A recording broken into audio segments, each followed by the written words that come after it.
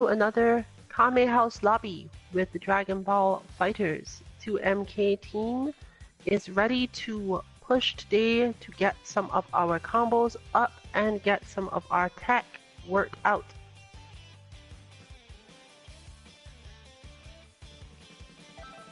Today we'll mostly be discussing uses of your metered moves. The moves done with your heavy button. Understanding the difference between these and the medium versions is super important because it elevates your gameplay to a level where you can use your meter for something other than basically vanish and supers. But it often becomes a part of combos that generally we haven't been focused on thus far in our time playing.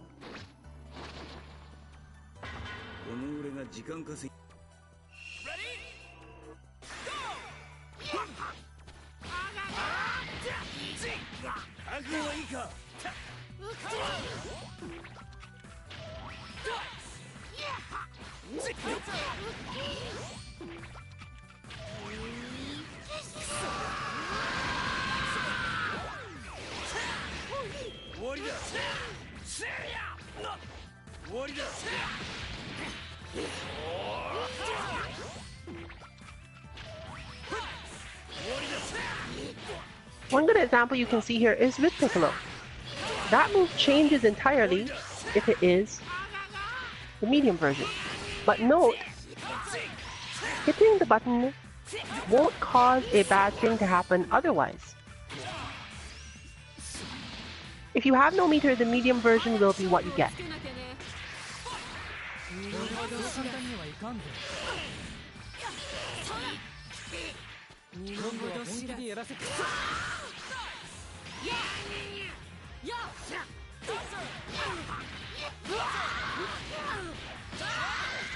But you do have to be very careful because it is hard to use up your meter properly in these situations.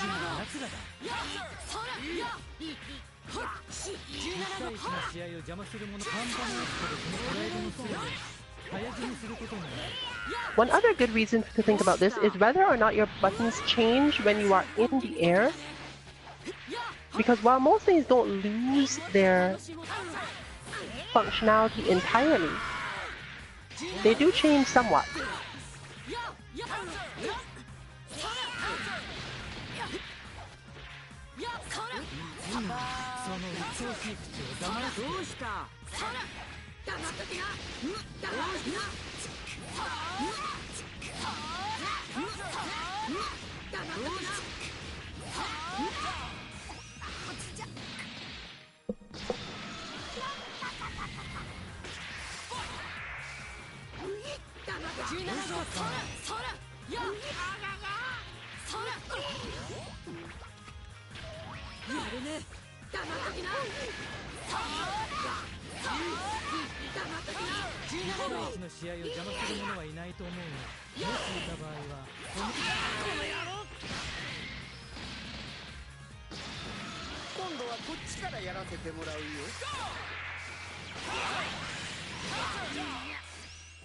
Alright, so we're actually supposed to be working with FighterZ stuff today.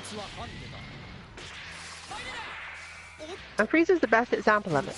So I now have enough meter to basically talk about that. FighterZ can blow up the entire screen basically with this move. The medium version is long range, but if your opponent approaches too quickly, you won't get anything.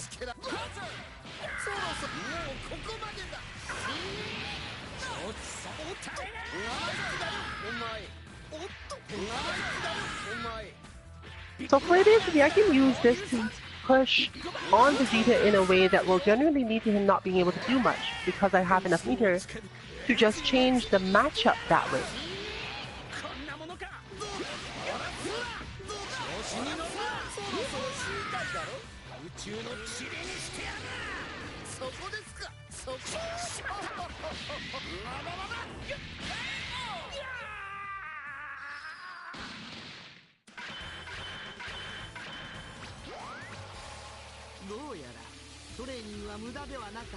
Understanding which of your moves change meaningfully isn't as simple as knowing that it does something new in neutral.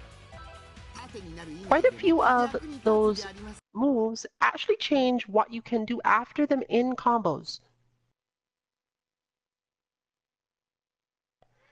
This is why you will often hear someone talking about spending the meter to extend their combo.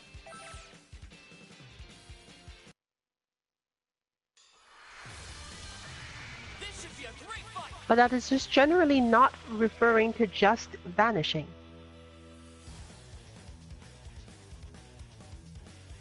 While Vanish is a good way to extend certain combos from certain characters, in fact quite a lot if you know what you're doing, there are many situations in which you need to use the meter on your EX move instead. And this can often be good for you because if you aren't sure that you have the meter and don't want to spend a lot of focus on that, usually the move itself will still hit even if you do the medium version, which is what will happen if you have no meter.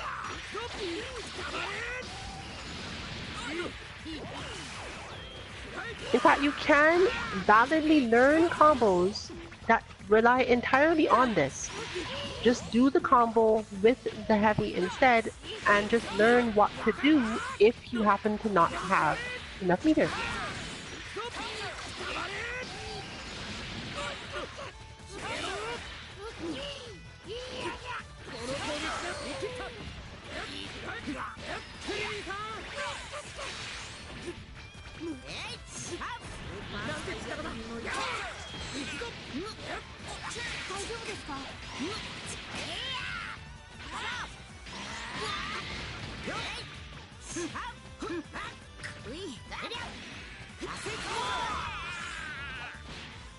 Note, of course, that none of the moves that can be done with your special button actually have this EX version style use.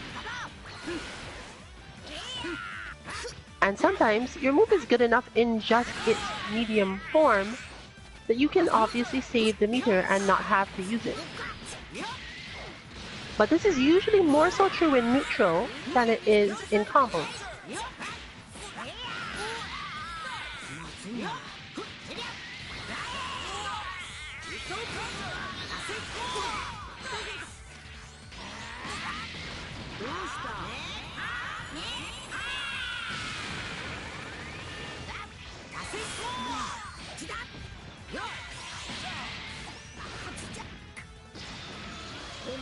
The other thing we'll be looking at this week is delaying your recovery or wake up long enough to see a change in what your opponent can do after them.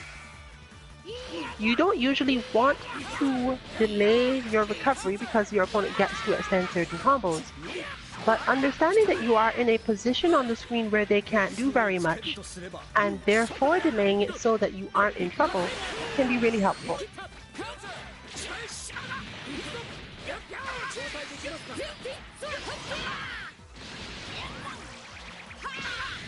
This is also why sliding knockdowns, as you've just seen, end up being so important, because you really cannot recover from them and your opponent does not have to worry about the way you choose to get out of things.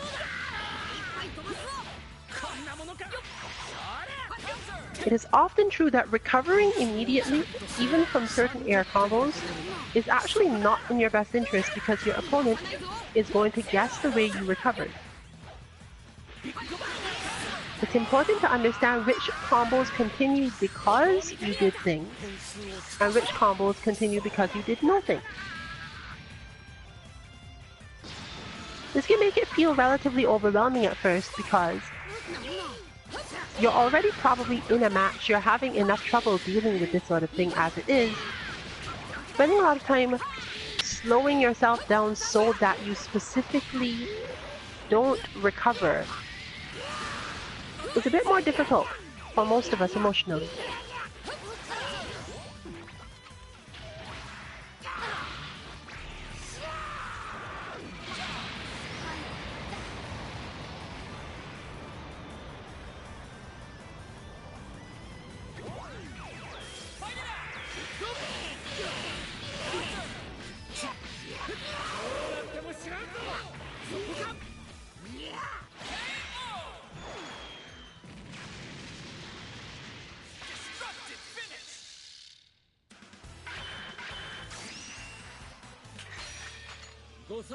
For those of us new to fighting games, EX moves are sometimes a little unintuitive, especially in games like this one where there isn't a visual indicator that they're happening.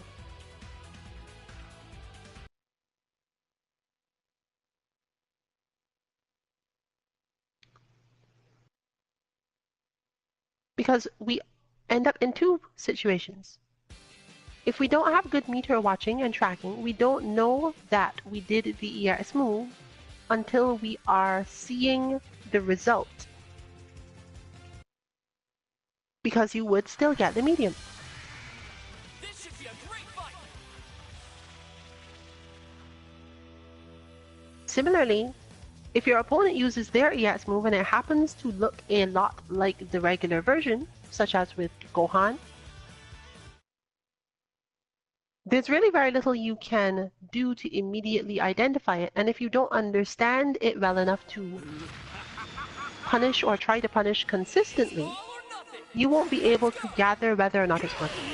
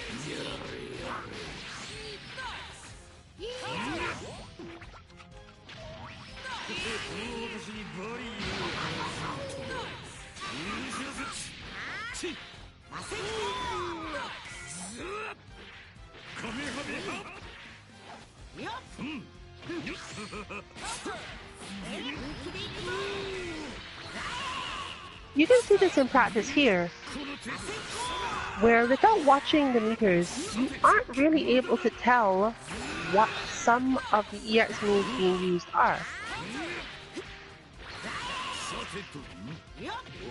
Adult Gohan is particularly problematic in this, but Cell can be pretty weird about it too. Unfamiliar new characters like Broly don't immediately have a tell to the fact that they've used the EX version of the move.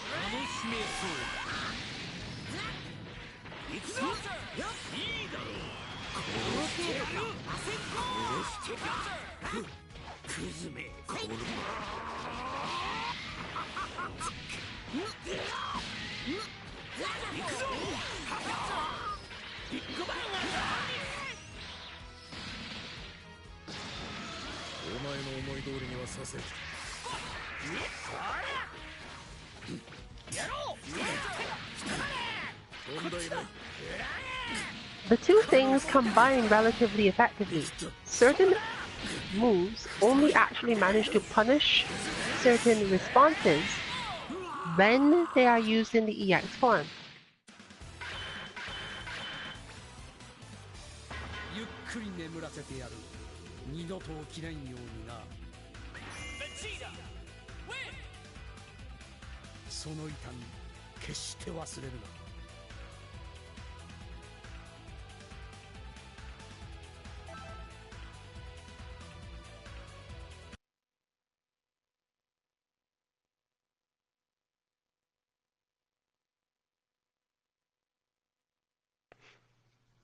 For other characters who do have very obvious tells on whether or not they use their EX moves,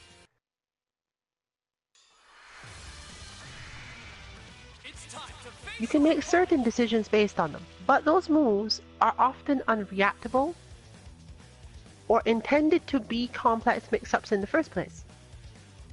If you manage to block them, they're easy, but the problem is not really whether or not you can actually manage to block them.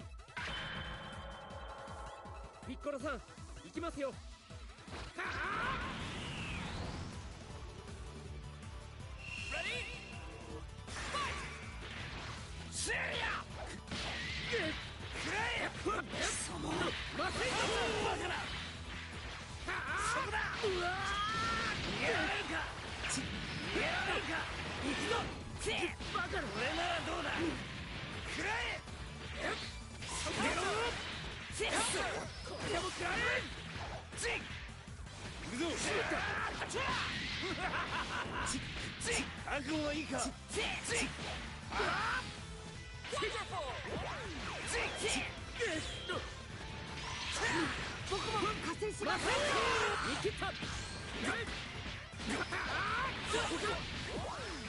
in Piccolo's case, for example, you really don't care about this as much. The game plan related to his heavy buttons doesn't really change that much about what he's doing. It just makes it a left-right mix-up that you don't have to think about anymore. It's actually easier to block the heavy than the medium. So for the Piccolo player, there doesn't feel like there's a lot of benefit to that. You might as well just not do it. Until your opponent understands that he has other options, and that he wants to block them that way, you don't care.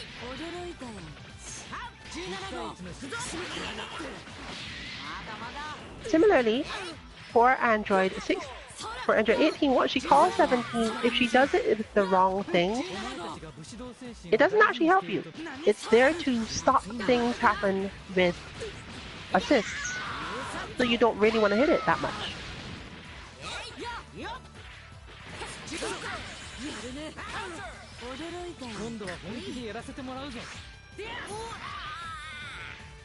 Similarly, that move has an entirely different way that it functions based on whether or not you can call 16 at the time, call 17 at the time.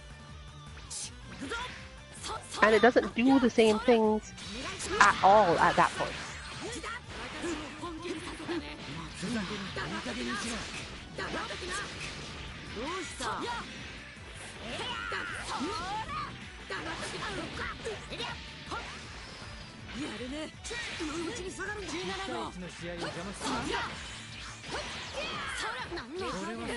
Her other main moves don't have anything to do with that at all, so there's no real reason to think about it.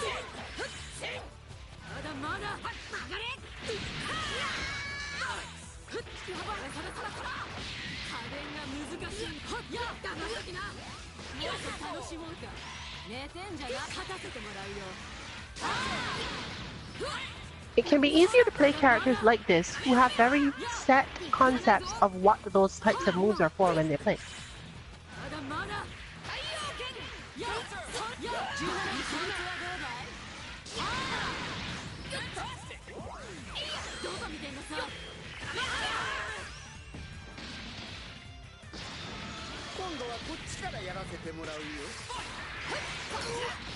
This is even more important in FighterZ's case because a lot of the things that FighterZ does are based on his special buttons.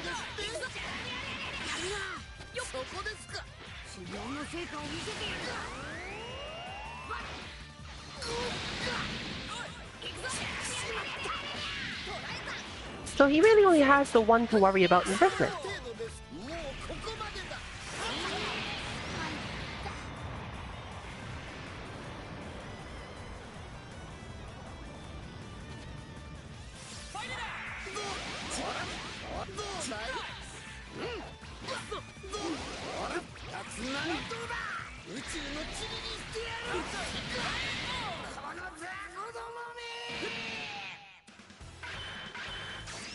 Yes, I've killed myself in true FighterZ style.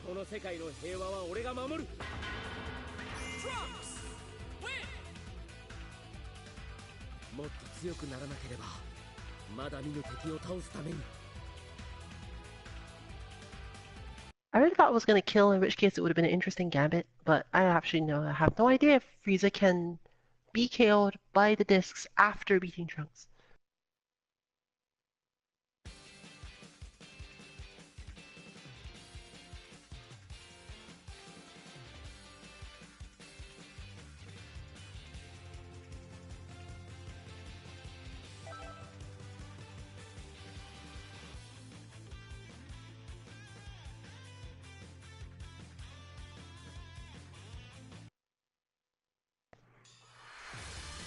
Generally, you should not be trying to use most of your meter in neutral. This would not only limit the amount of progress you'd make, because it would make your mind focus on how much damage you could get done one way or the other, rather than playing the neutral to your maximum advantage overall. Of course, it also does not help you when you're just playing your point character at the very beginning and no one has any meter yet.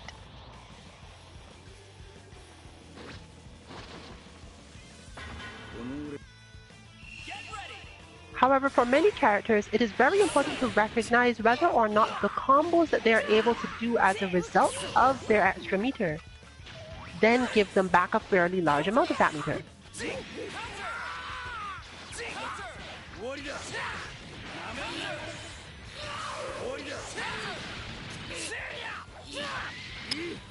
For example, Piccolo's combos have a very large factor of this. If you can get someone off the ground with Piccolo, you can actually spend a lot of meter to extend his combos in ways that then lead to you having even more meter.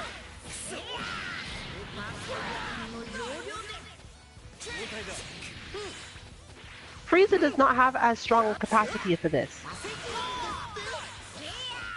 When FighterZ uses his basically one EX move, he doesn't generally get anything off it. If he was going to get anything off it, he could have gotten something off it another way. He has to use 2 meters to do this.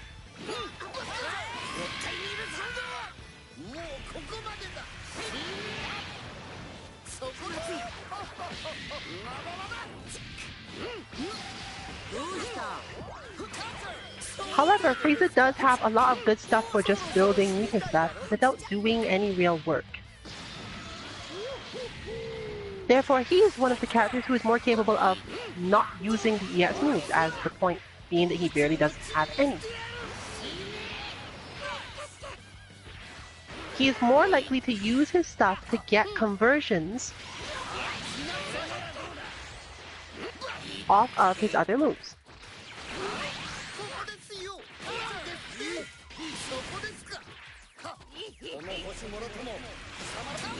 He's also very good, as you can see, at using his meter to defend himself from a lot of things. And he is one of the few characters where just doing it in neutral has a purpose.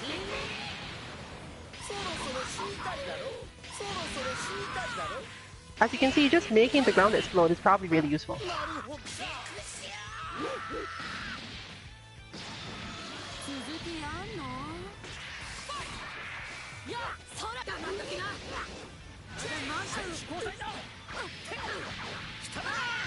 '18, being a technical character, has a lot less of use for this.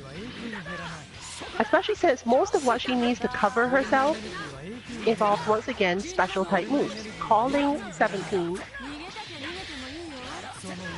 to cover her approach with Ki Blasts.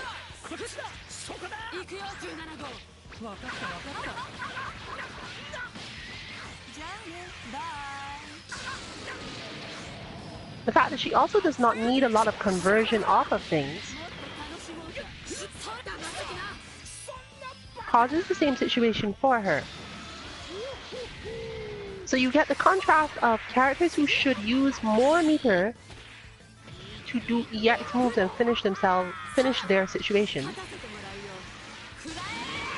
versus those who generally don't need to or cannot do this.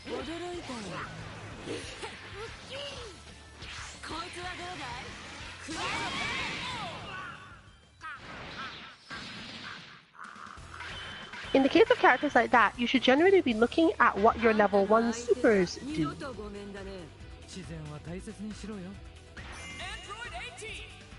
Because they are often very utilitarian in terms of movement,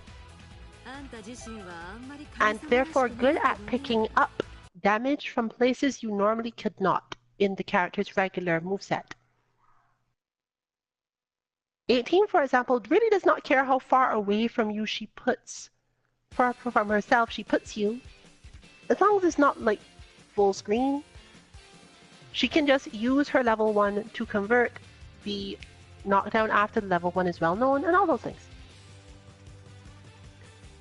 If your characters have strong targeting level 1s, they probably don't have a lot of really good EX moves.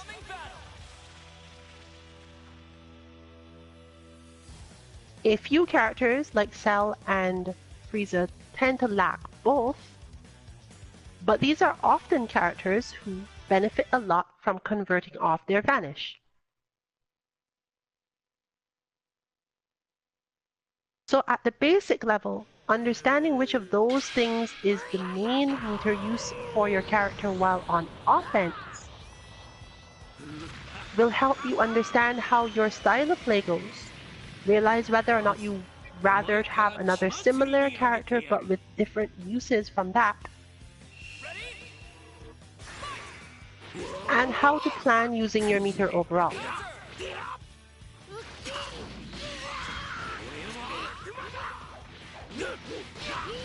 As an example, Broly is very good at using his EX moves,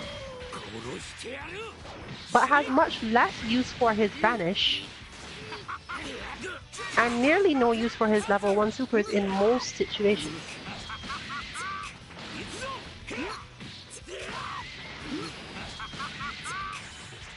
This makes him actually a good point character in a lot of hands because he doesn't have to worry about having the moves. As mentioned before, EX moves are good ways to extend combos and get more damage, but because they come out as the medium version of the move when you do them, as long as the medium version is approximately the same as the EX version, and relatively strong for the same purpose, unlike the characters I was demonstrating on my side, all you will lose for doing it is damage.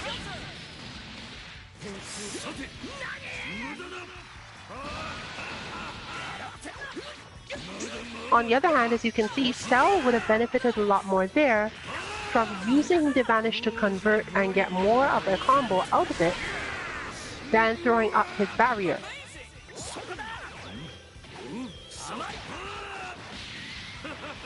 And while Cell does have good EX moves, they usually aren't for combo continuation per se.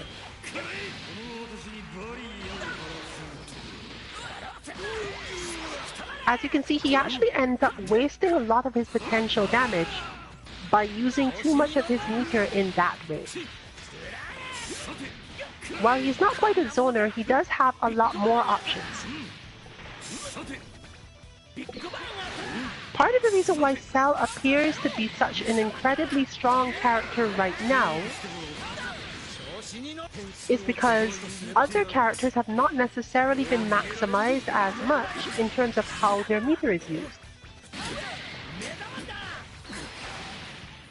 At the beginning of most games like this, the proper way to use your meter is not clear, so characters who are good at fighting without meter but don't benefit that much from using it often seem much stronger.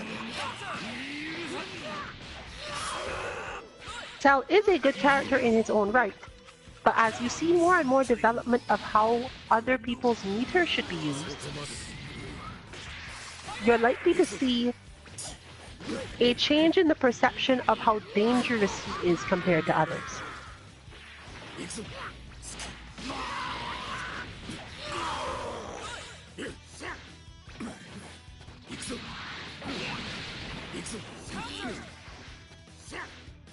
Kid Buu, on the other hand, has so much physical control over basically anything he does that you don't really need his meter for anything other than hitting the opponent in neutral.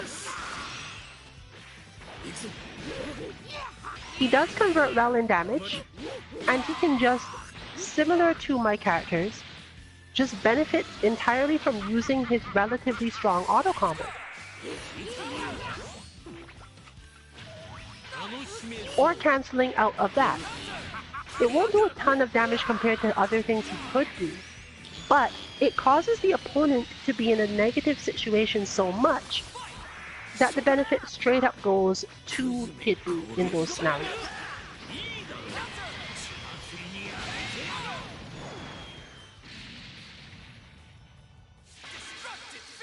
Vegeta Blue, on the other hand, is more of a use Vanish to play footsies style of character and doesn't really need his meter for anything else much.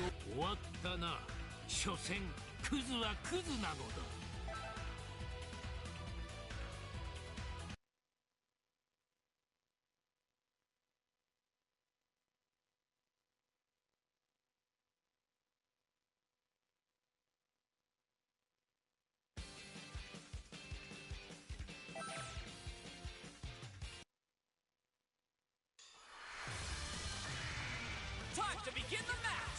Fortunately, it is relatively easy to either tell how your character should be used, depending on where they are in the team, or how you wish to use them with your style.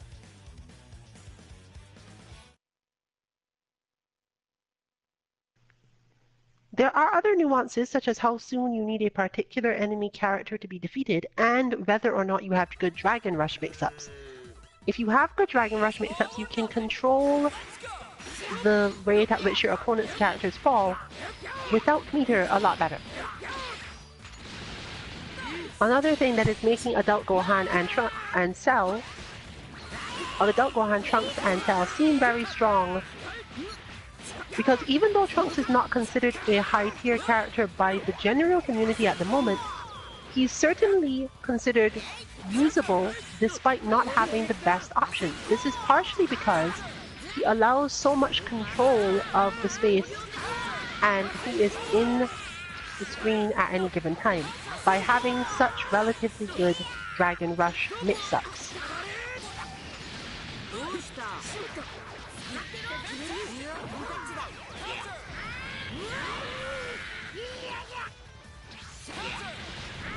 There are lots of little parts of this that you can use to improve your gameplay. And if you find you're getting beaten by an opponent, even though you have a lot of combos, it's probably that your strategy for your team is not fully fleshed out yet. It can be hard for inexperienced players to come up with full strategies for teams. But it is not necessarily difficult to come up with strategies in general for teams.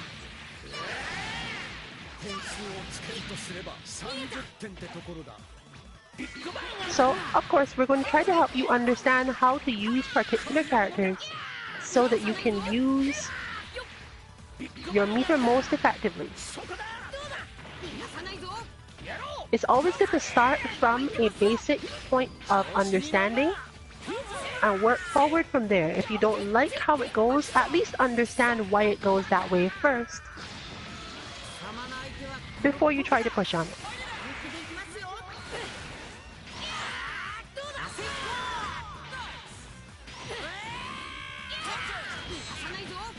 So, as we see, we have one team where the meter is probably not useful for EX moves as much, but they get a lot of good mix-ups and conversions in neutral by using Vanish. Sometimes just raw Vanish. Gohan, Vegeta Blue,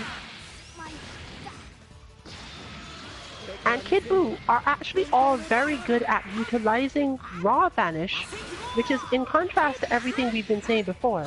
But it's not because they get a lot of damage off of it or conversion. It is because their game plan involves playing footsies and being in strange situations.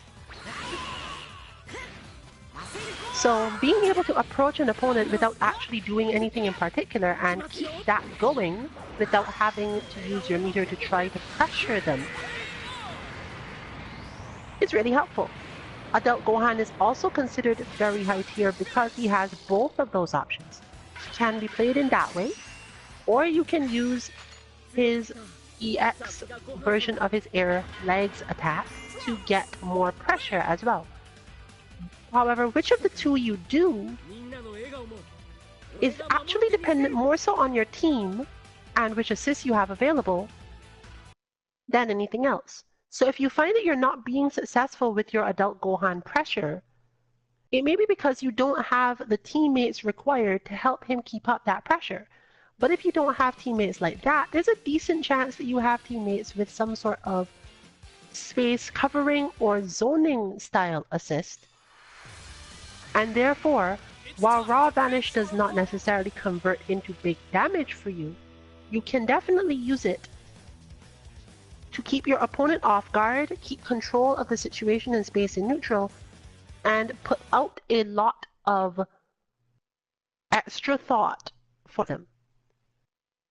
So on Rune Siren's team, a lot of what she can do with these characters is based on using meter to get in and out of situations while using assists to attack the opponent from far away, regardless of their efforts. For her, hitting assist is a scramble situation. She has one defensive assist, namely Adult Gohan, and one offensive assist, Vegeta Blue. When her moves miss and it's not clear what to do next, there you have it, someone to cover your situation for you.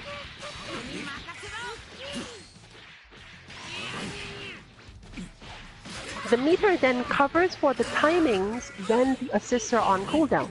It could be a simple mental trick. If assists are on cooldown, I now need to work on using meter to buy time for them to come back. But you can see that with just the addition of the flow of the assists, the game plan increases drastically. Which brings us to another potential usage for your meter that is not seen as often in pressury character styles. Using your meter for the Z change, which will allow you to send your main character out while on defense and bring in another character, is also important for this style of team, because they are very focused on not losing any of their characters so that all their assists can stay in play. It becomes more important to block and, for example, use your meter to switch in Vegeta without risking any damage to Vegeta or risking getting hit while you're trying to do it.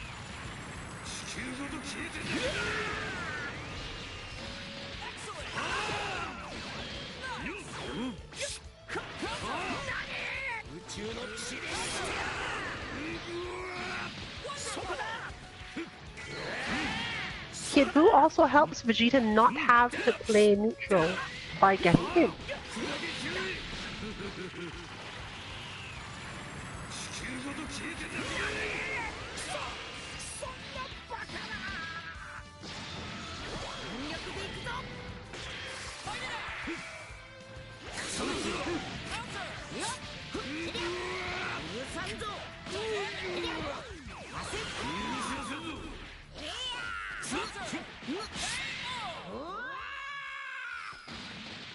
Without approaching using your raw vanish or beam plus vanish, it is possible to become linear against some opponents when you are at full screen.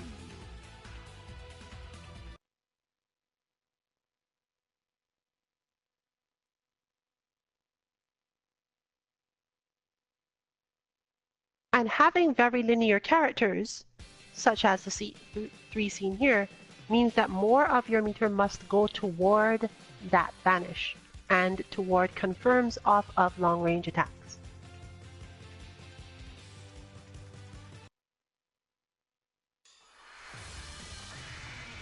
Time to begin the match. Whereas for me, there's really no need to use any meter for basically anything. While it may seem simple to just go with the auto combo, the complex methods that Piccolo and others use to pick up damage using vanishes rely on specific situations to exist in the first place.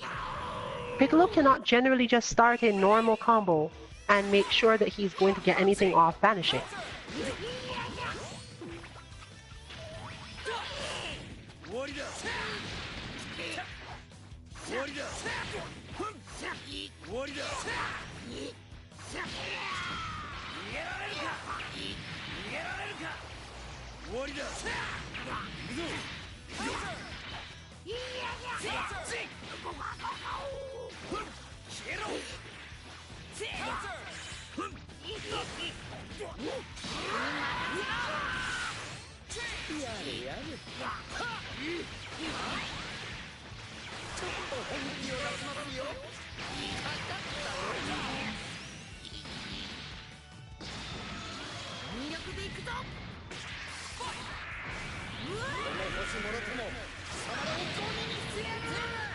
But as crazy, you can see being able to just suddenly respond to things your opponent does in relatively neutral. Because you just have meter and can just do that. Is stronger for him a lot of the time than trying to pick up more damage and combos.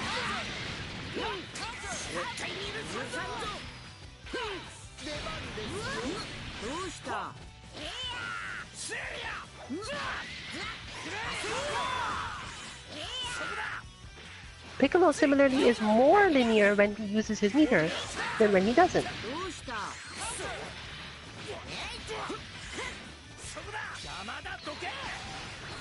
There are definitely reasons to use it and pick up stuff, but not enough of them that you would spend a lot of time on it.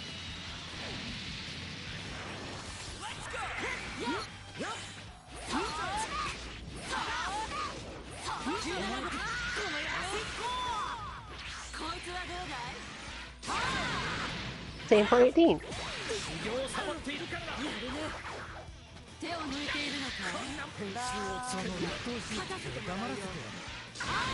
Being able to basically convert mid-screen off of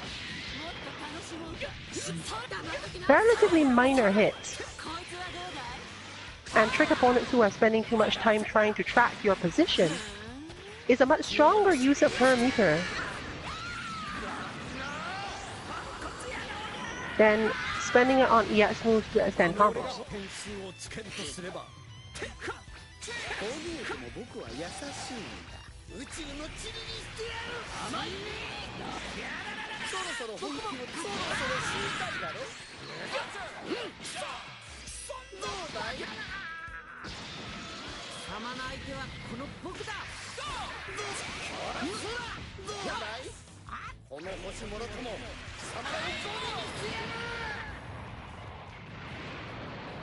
Understanding whether or not your character is lockdown, mix-up, or combo extension pressure with their meter is an extremely important level for understanding whether or not you can use your meter effectively in a matchup.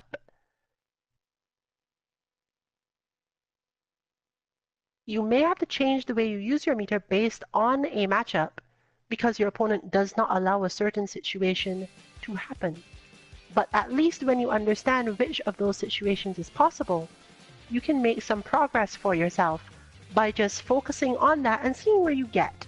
Because meter is a limited resource. You will always only have a certain amount unless the match is very close. And understanding the best way to use it is probably one of the tenets of Dragon Ball FighterZ.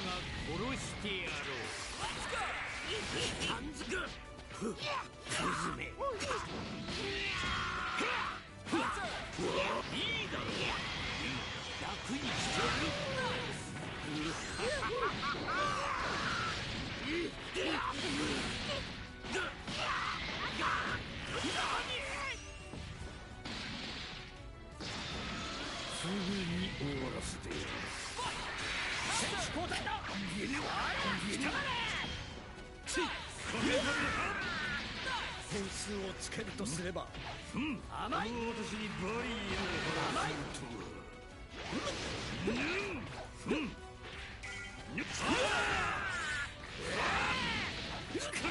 調子だ。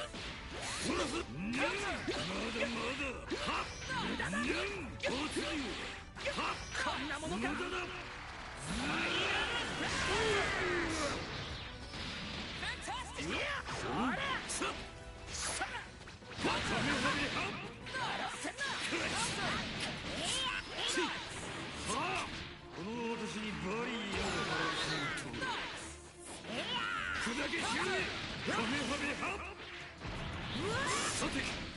どうした？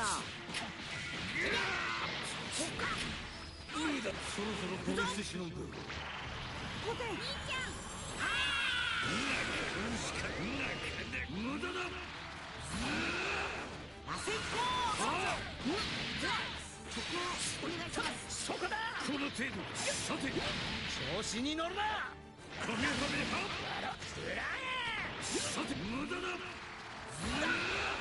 こんなものか。そんなバカな。全力で行くぞ。無駄だ。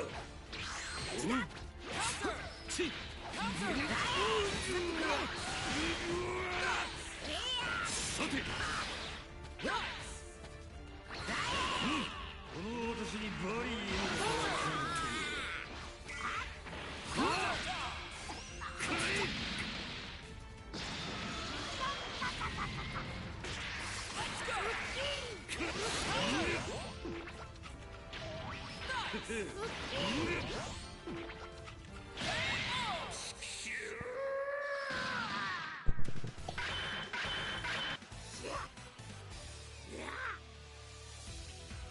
Similarly, understanding whether or not you need to use your meter in a situation to prevent a different situation is actually a good way to level up in the game. When you use your meter to end combos or to extend combos, you may be using up a lot of meter to add a small amount of damage, as mentioned before with Cell. If this is what happens, you often find that you cannot move forward once the combo is over. Your opponent has been returned to some form of neutral, and you can't actually get anything. If they were a defensive character, you may have managed to extend your damage by a little bit, but then be unable to get in anymore and lose out the rest of the round basically by being poked, avoided, or otherwise stressed because you used up your meter to get damage. This is something you will see relatively often in my play with FighterZ and Android 18. These are characters that don't really need to use their meter to set up mix-up situations. In fact, they're not good at it. So finishing combos with meter, even auto combos, is only in my best interest if I somehow get enough damage to make this worth my while. Or if I have a lot of meter, obviously. Depending on the matchup, sometimes you want to do maximum damage, and sometimes you want to make sure that you can play neutral safely for longer periods.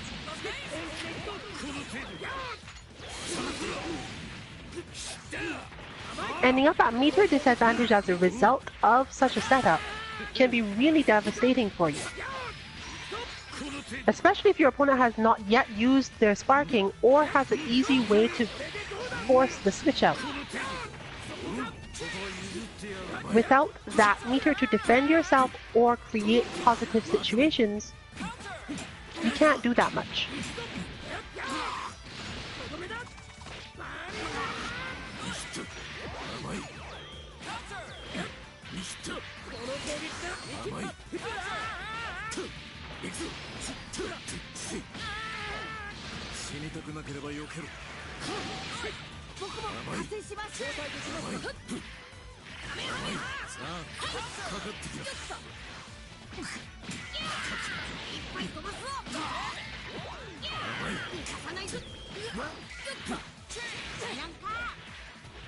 This becomes even more dangerous for characters who, as we mentioned last week, don't necessarily have good ways of continuing their pressure when the opponent recovers in an unsafe way.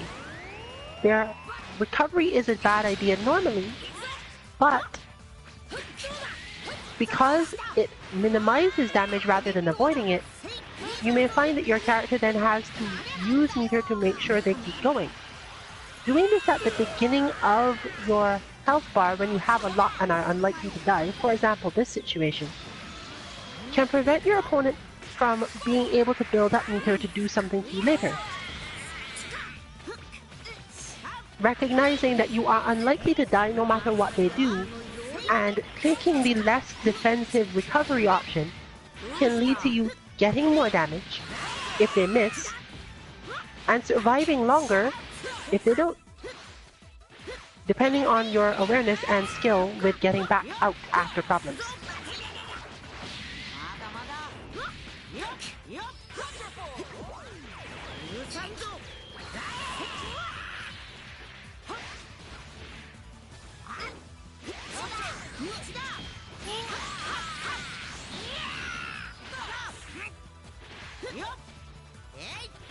In this matchup, for example, Teen Gohan has a bit of trouble dealing with Adult Gohan because Adult Gohan is so good at keeping a distance Teen Gohan can't fight in, even when he attacks, that without the meter to do his EX punishes, Teen Gohan is often relatively crippled.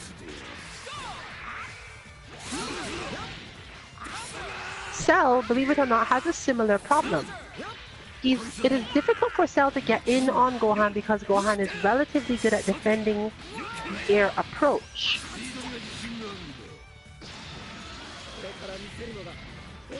And with enough meter, Gohan can just block literally anything Cell chooses to do, while powering up more and more.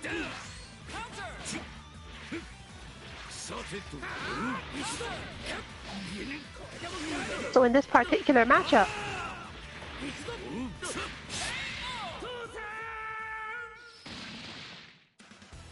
Cell ends up using his meter to maximize his damage rather than to try to set up mix-ups, because Gohan will just stop all of the mix-ups.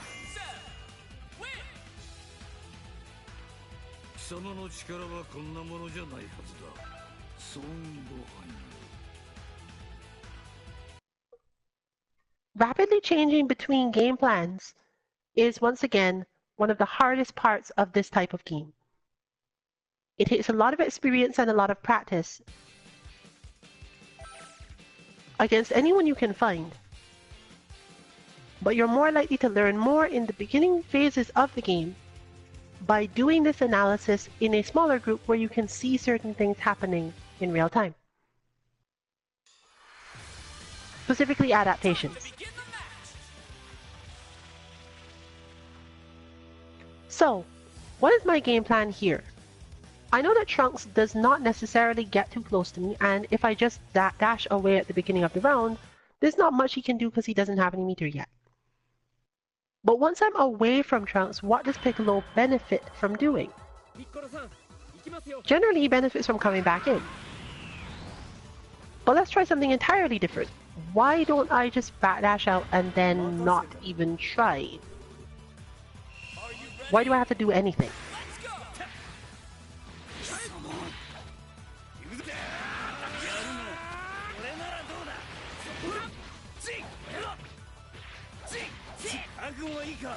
I can eventually get my opponent to make a mistake somewhere, probably. And because Trunks' auto combo changes side, I really am not going to take too much damage from this over time. In fact, if you look at it, for some reason, just off my one hit, I have the life lead. What I don't have is a clear meter advantage, so at this point, the thing I was looking for is now gone.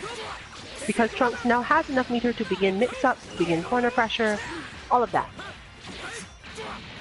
So I played that version of the game too long. It's not that it was in itself a flawed concept, but I stayed there too long.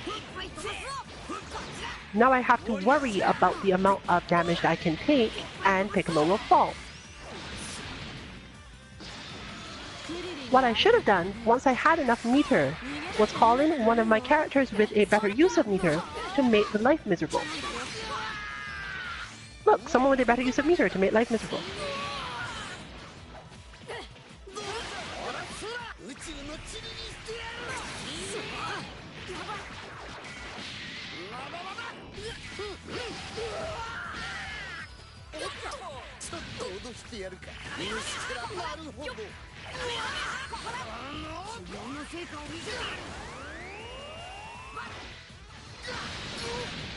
Similarly here, you'll notice that I didn't actually take that much damage in the end.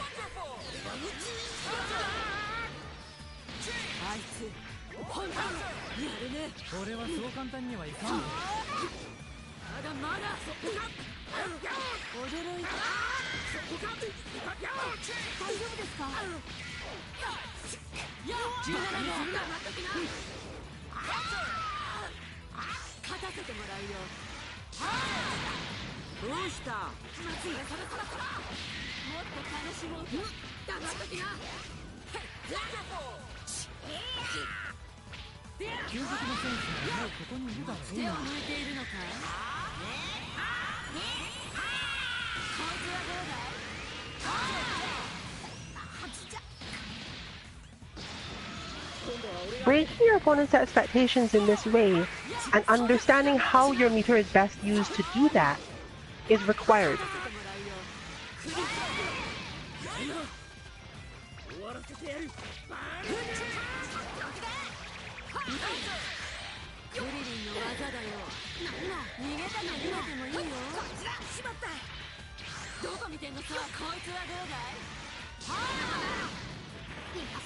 Characters like mine can afford to burn a lot of meter on just this sort of thing.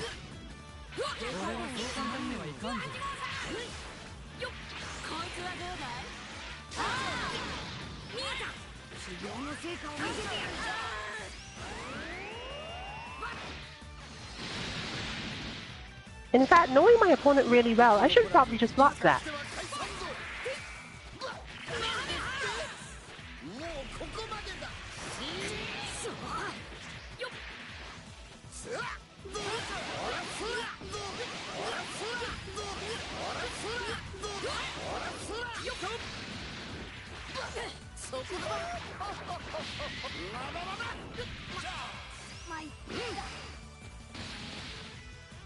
So now we have Frieza with slightly meter, and Trunks who has trouble getting in on Frieza.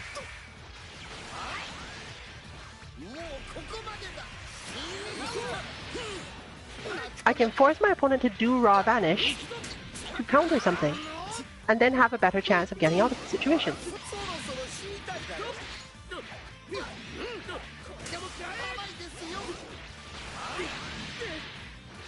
And if I had been aware enough of that, I should have converted there to try to finish the round.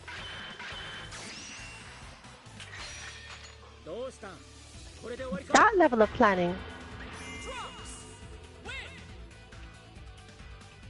is how you push through these situations.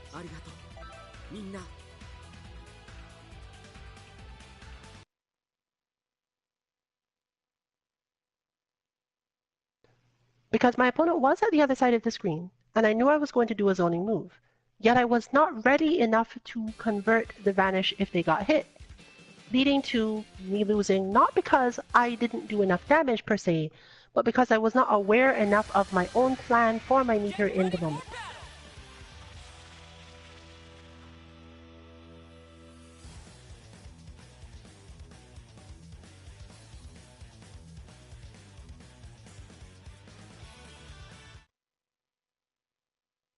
Piccolo, for example, doesn't do that well against Kid Buu, because Kid Buu has a lot of weird directions he can go in. But if I take Piccolo out of the main situation where he has to deal with that, and put Frieza in who can do this easier without meter. Or 18. I did that because I know my opponent well.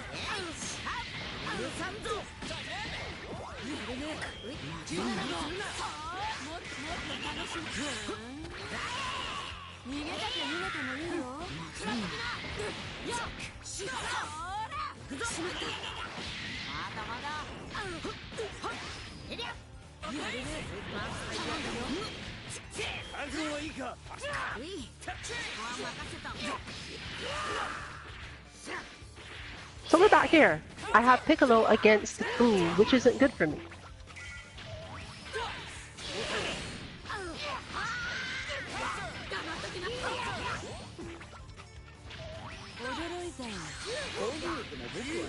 So fine, let's have Frieza try to do something.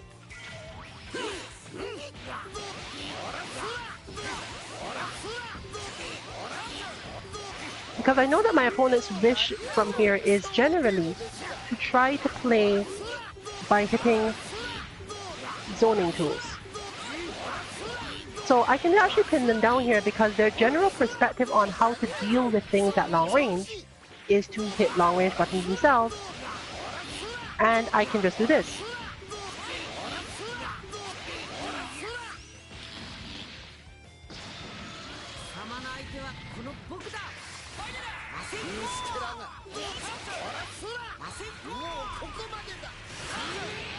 Combined with that ability, there's really not much my opponent can do to get to me, except to vanish in response to me doing stuff. But I can minimize the damage they actually do through that method.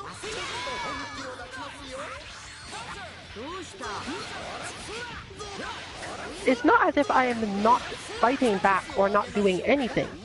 I'm just not doing anything that matters.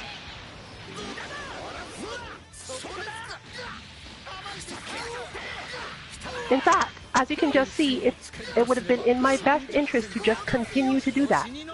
The one time I got hit is because I stopped doing this.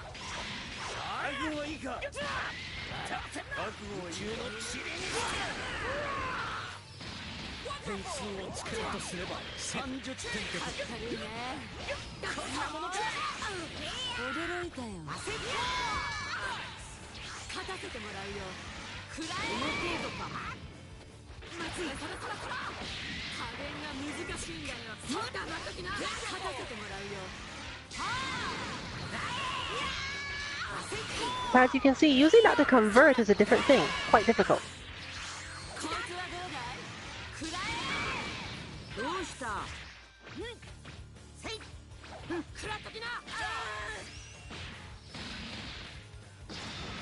So now I have meter advantage, but Piccolo doesn't have a way to use the meter for a lot of the stuff I was talking about before. So how do I best make use of this?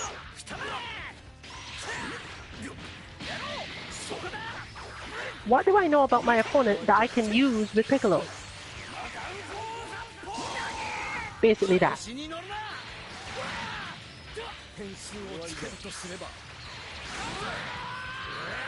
Depending on my timing, it's actually fairly difficult to knock Piccolo out of that. Sadly, I don't have the practice required to get it done in this case, but it would still have been fairly good. Now I have no meter, so it's going to be difficult, but there's still ways to do it because it's Piccolo.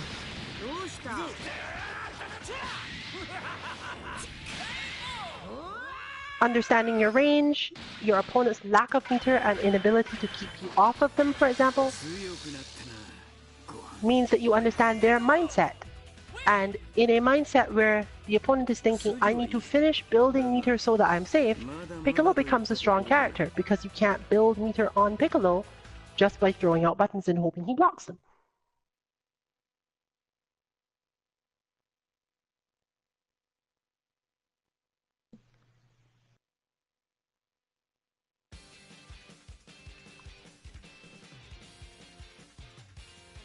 If you enjoy playing the game in this sort of way, where you are pushing to figure out new structures you can use for your characters, you may not be able to win as many matches because you wouldn't have the time to focus on your combos.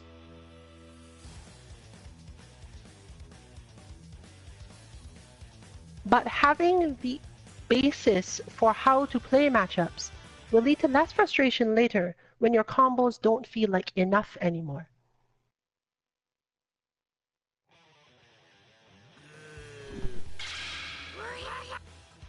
Are you ready? Fight it out!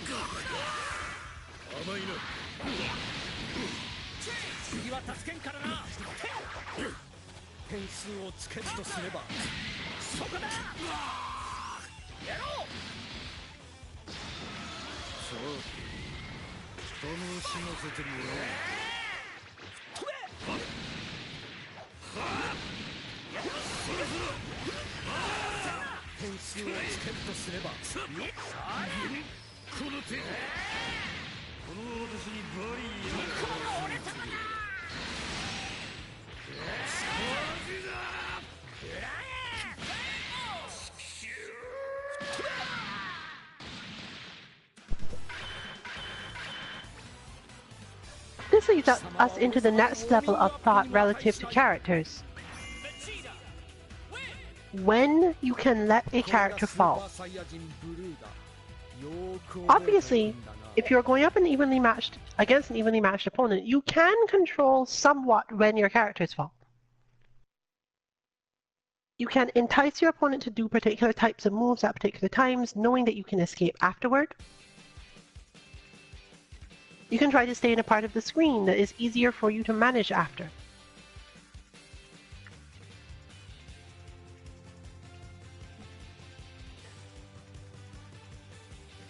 You can even simply move around more when necessary, just to get the option to switch out a character. And make sure that you don't get caught in a Dragon Rush and your opponent has control of which character is actually being on the screen.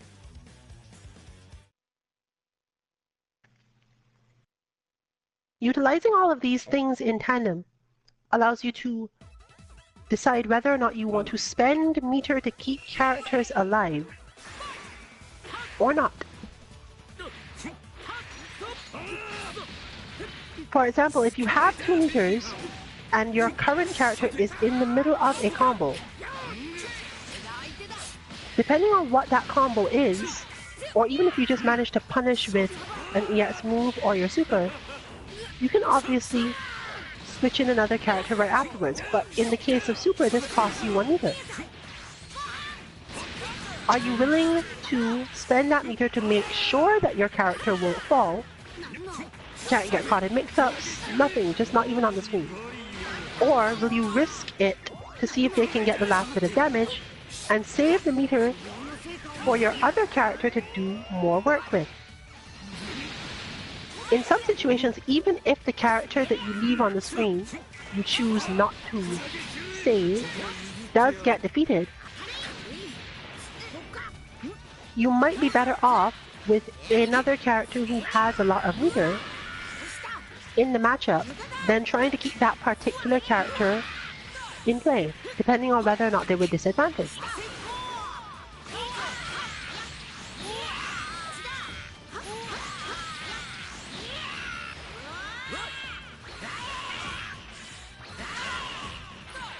Teen Gohan, for example, is a relatively good example of this. If you have to choose between keeping meter for Teen Gohan to use and letting Tien Shinhan fall, or calling in Teen Gohan with meter to save Tien Shinhan, in most matchups, it is better to risk letting Tien Shinhan fall. This is not only because Teen Gohan is much more effective with the meter, but because Tien Shinhan is much less likely to fall due to having better mix-ups. It is still 50-50-ish, and he will sometimes fall, but once he does, you still have a character who is strong with meter and is capable of cleaning up the opponent's side without worrying about it. So in this situation, there's not as much benefit to trying to save Tien Shinhan to get this done. The opponent's characters are all at half-life. It could already be good for Teen Gohan.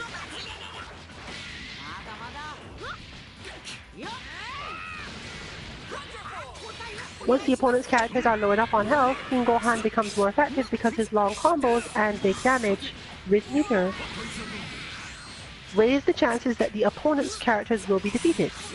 But as you can see here, the amount of effort it takes and the amount of combo skill it takes to do that with Cell, for example, might not be something you have practiced fully yet.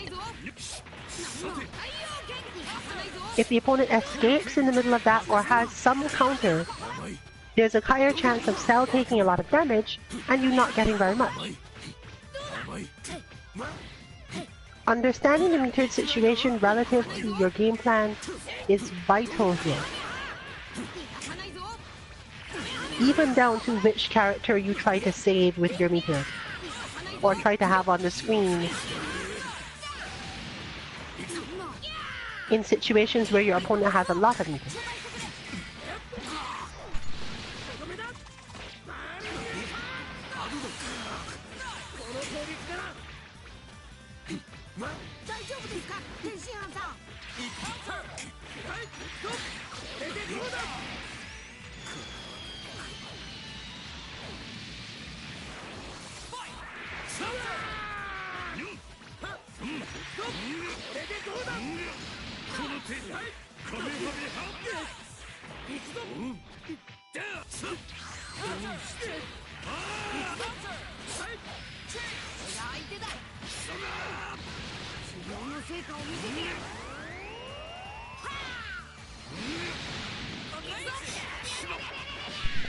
You can also further see that with this extremely careful use of meter,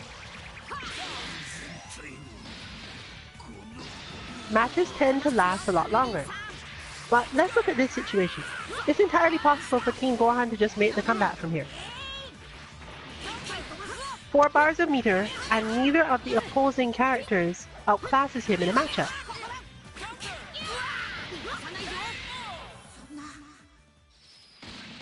But that said, he still has difficulties playing certain forms of neutral.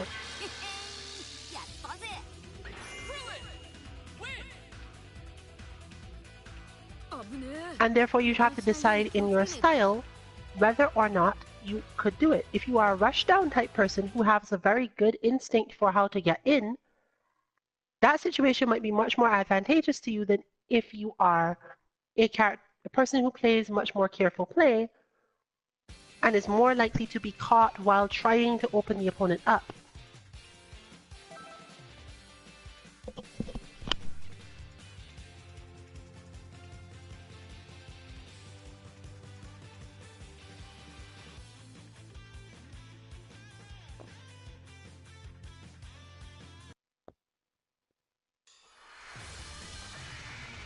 Get ready for a Dragonball Rumble!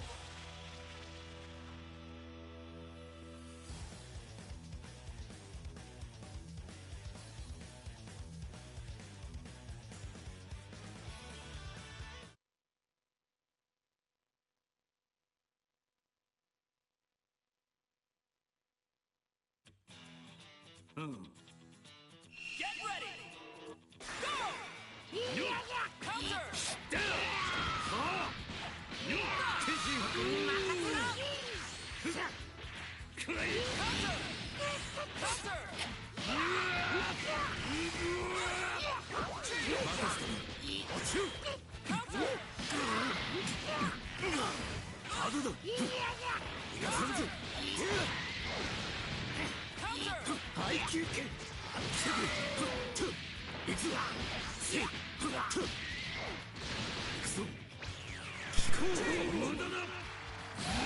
But let's look at that actual situation that has just occurred.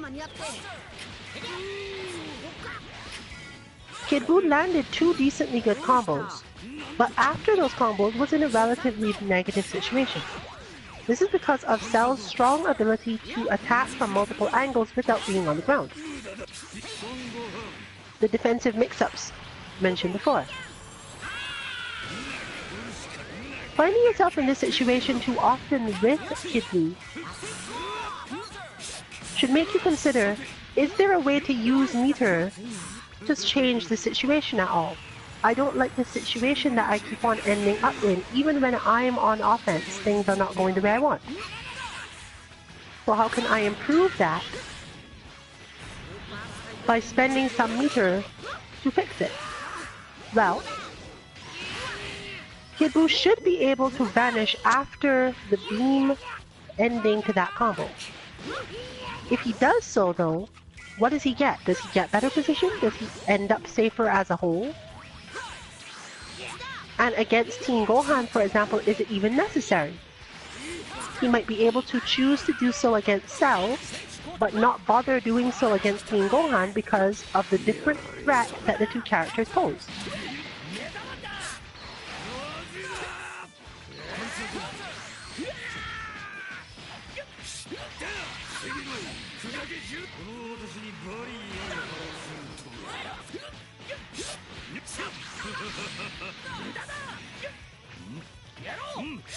The same sort of thing is a decision you make with your sparking when you're in the corner. Is it the right thing to do here or not?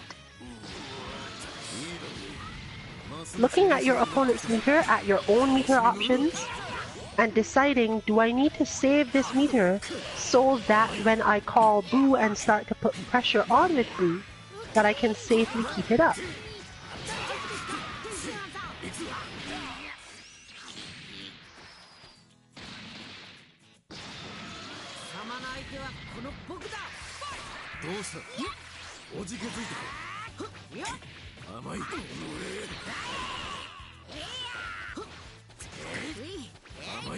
Gohan similarly benefits relatively heavily from being far away from Tenshin House. This is easier by far to achieve with use of meter than anything else.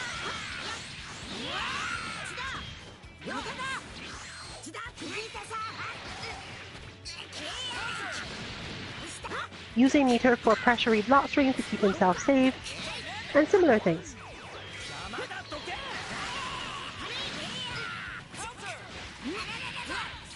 As you can see, with characters like King Gohan and Tenshinhan who have really good punishes, Gohan's use of either his meter to power himself up or the metered version of his elbow, both of these things drastically decrease in their meaningful impact on the fight. Vegeta, on the other hand, benefits from being somewhat closer to Tenshinhan and therefore tends to need to use a lot more of his vanish and sparking to situations.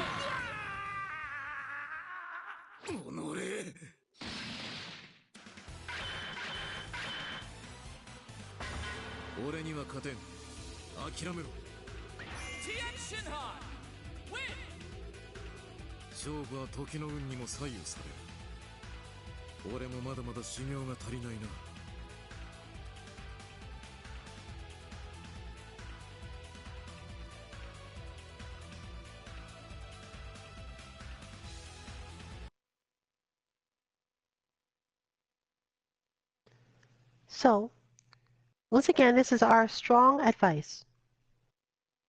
In previous weeks, we've been talking about how to do this to keep the flow you want, how to use it to keep the offense up that you want. But here, our goal should be figuring out how to keep the matchup that you want. This should be a great fight.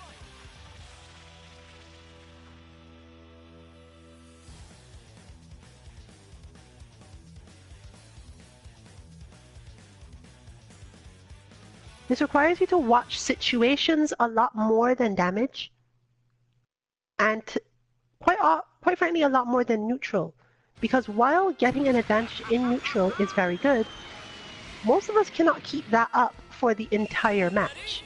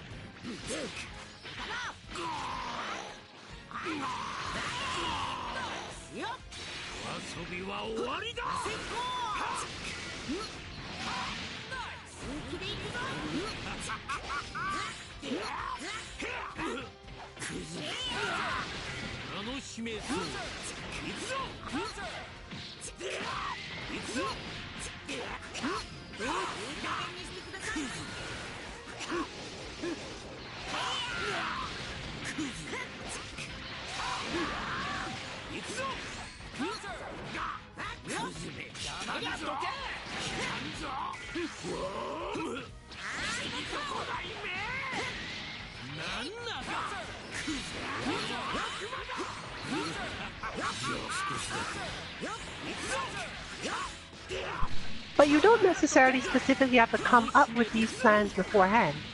Part of what makes Dragon Ball FighterZ so beginner-friendly, while still not being necessarily easy, is that it can be relatively easy to do the correct thing by accident. The path to getting good from there is to recognizing that it was the correct thing, and then from then on, basically doing it on purpose. So even if you do not have the initial skill to come up with complex strategies for different opponents, and you just want to play, All you really must do is pay attention to when something happens that went really well. What was it about the situation that was advantageous to you? And once you understand that, it may be a little bit easier to get yourself to keep doing that thing. Also, to think about how best to do that thing in the future.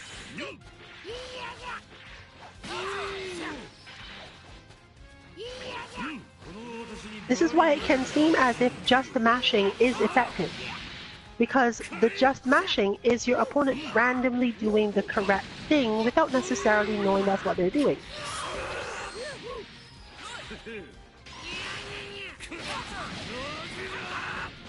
You can see there that that situation strongly favors Kid Buu, using the meter at the end of that combo to put the opponent far away. If the opponent does not have a good way to deal with it, they'll have to spend meter to get back in. And Buu has all sorts of ways to prevent you from getting in.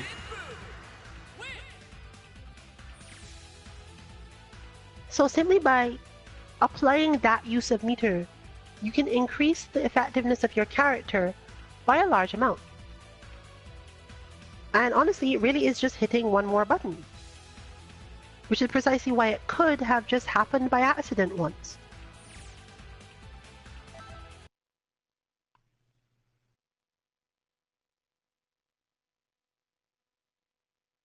Again, this is not true for every character or possible on every character.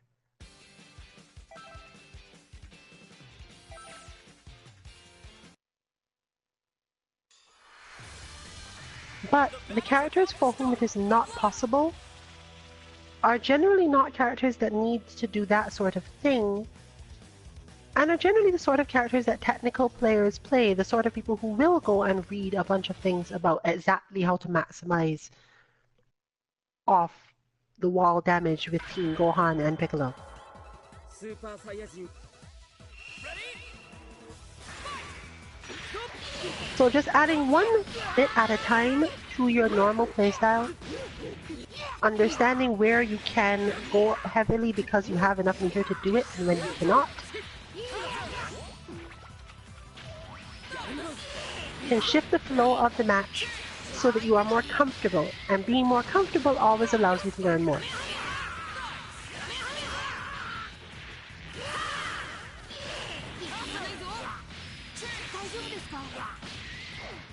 Deciding how to wake up from knockdowns is another version of this. It changes when you can switch and what your opponent can do. If you choose to not recover from certain things, your opponent is left wondering whether or not they should do a certain follow-up or another one. If you delay your recovery, you may be able to dodge things that are specifically intended to stop you.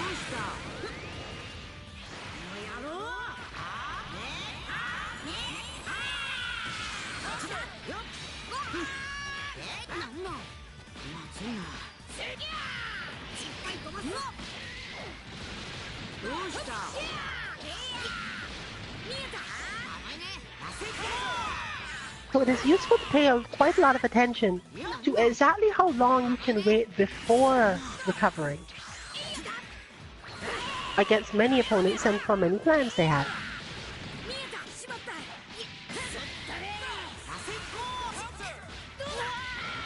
What is your opponent's response to you delaying your recovery as long as you can?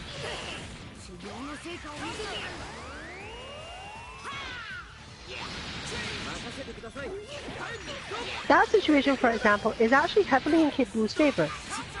They managed to get the enemy to use up 3 meters on health that can now just be recovered if Vegeta can keep Trunks busy long enough. And Vegeta can absolutely keep Trunks busy long enough.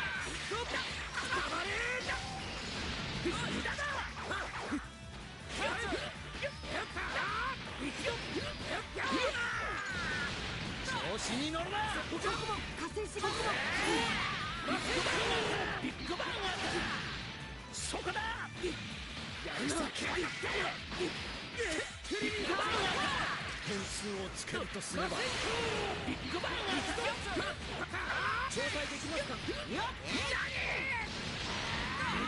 宇宙の塵にしてやる。調子に乗るな。 Similarly, Vegeta here has taken a ton of damage that could easily be recovered by the same Kid Buu who took all that damage earlier.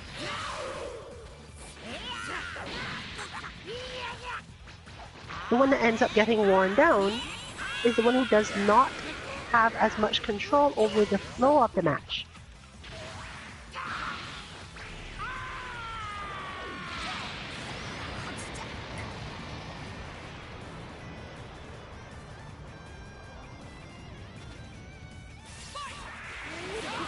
The final result being we are more than halfway in and now only one character has fallen.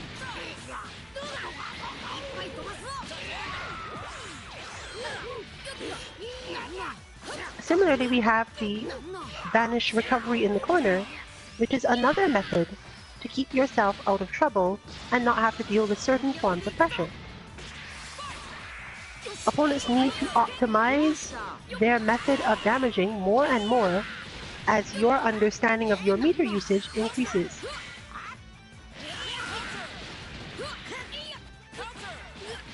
Calling your assist to solve situations is equally terrifying to an opponent who does not have a good understanding of the matchup.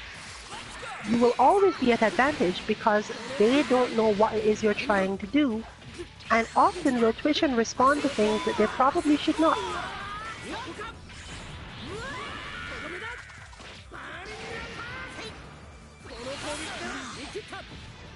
You'll note here, for example, if Vegeta's already back, there wouldn't even have been any difficulty doing it. And Trunks is not as strong a character in terms of being a recovery point, the point that becomes an anchor when they have enough meter. This is not one of Trunks' bigger strengths, except when he's on mix-up mode, leading to a match that is primarily more about flow control than about damage or mix-ups.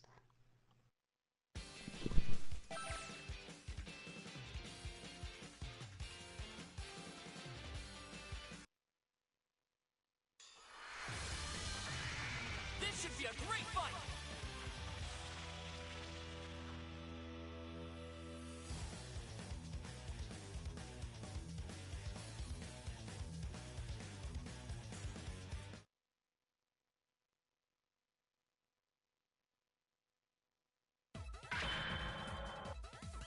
It's all or nothing. Go!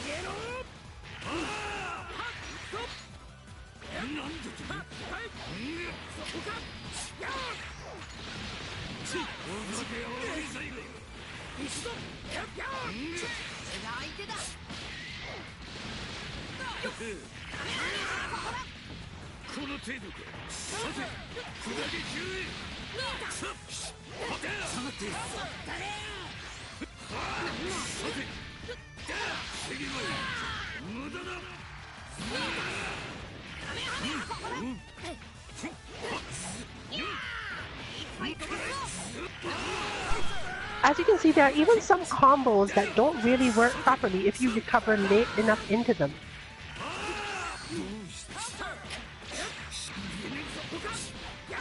This is one of the strongest ways to make Cell less scary.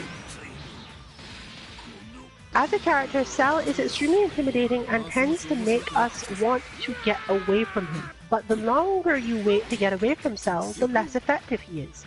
Similar to how Gohan's pressure works when you try to stop him rather than trying to get out of the way, Cell's pressure works when you try to escape him rather than just letting him try for the next thing. If you've ever looked at how Cell's buttons and combos work, he's not a character who can keep hitting you a lot very well when you don't recover.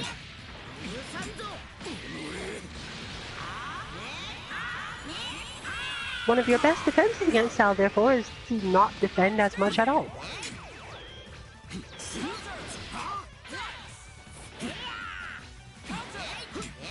This is also partially why you've seen different levels of success from different styles of Cell, even here.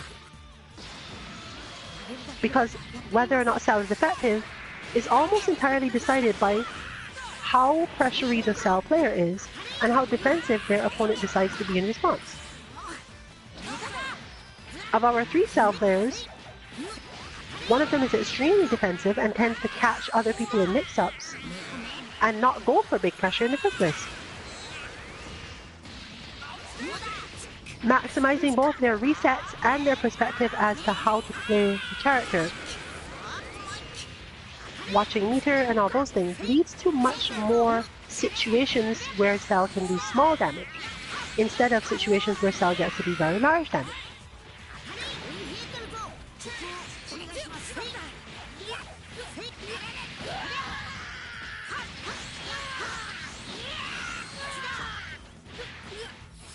Teen Gohan, on the other hand, is much better at handling all sorts of recoveries. He's an extremely good character at catching people who choose to delay their recovery, but even still tends to catch them if they recover immediately. His pressure is therefore better, gets to continue doing what he's doing, regardless of the opponent's perspective on whether or not they should try to get away.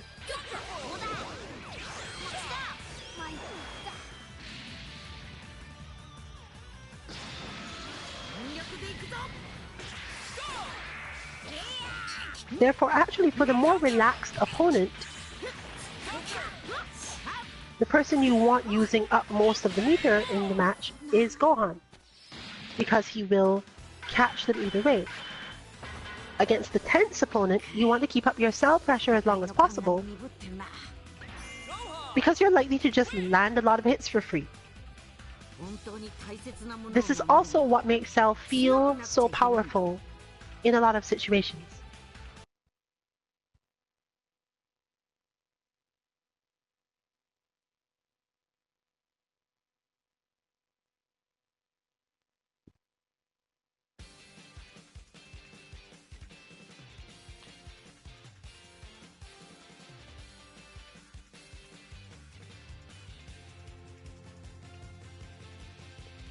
Further understanding of such small nuances of your characters It's time to face your opponent. is something you can work on just by jumping into any lounge like this one.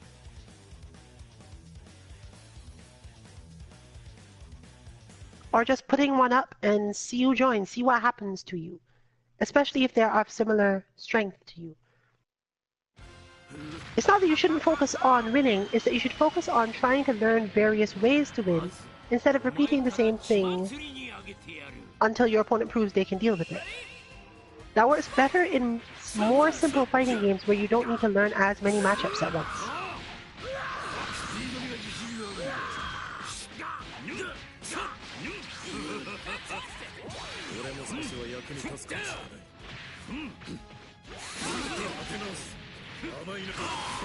But as you see there, it's relatively easy to get Cell to just outright miss.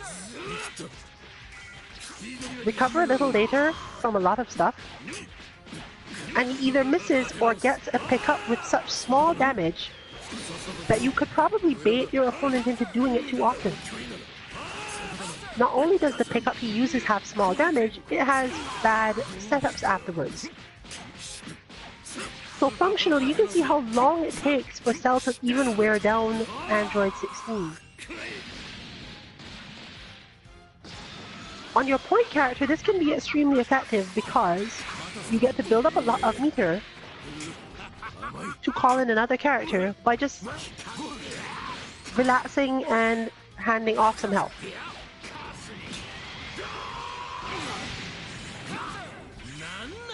The meter can then be used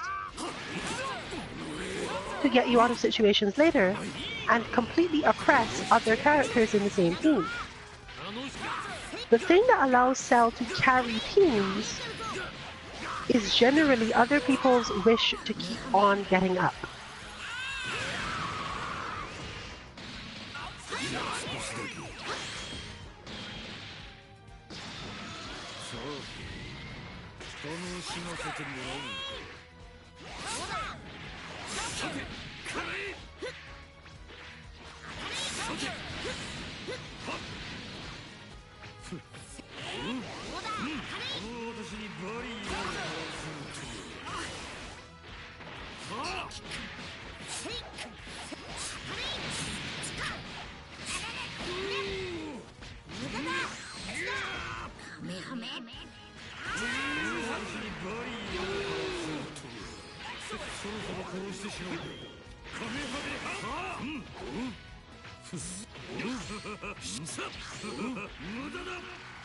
This does not, however, mean that the cell player is going to suffer from you doing this. It mostly just helps keep the situation neutral. As the cell player, however, you should be aware that people who do this to you, all you will get is this little pickup combo. Everything else you try to hit is opening yourself up to take damage, which has the potential to make you more and more stressed and eventually get caught in level 3 and die.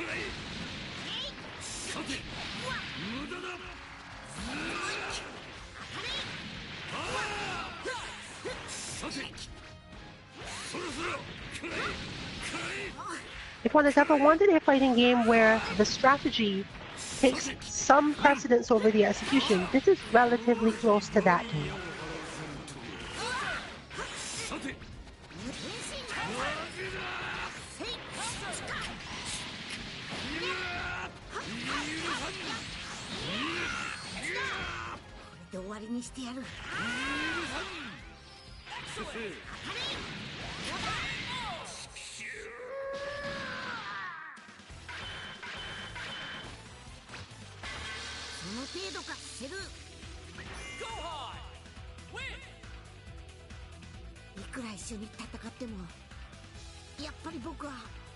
So, with that said, let's talk strategy a bit.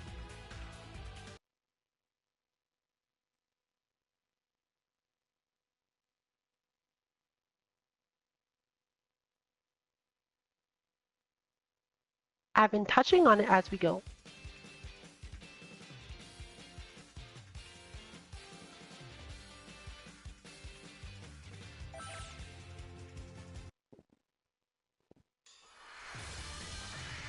But we do still have more in-depth strategy that we can talk about,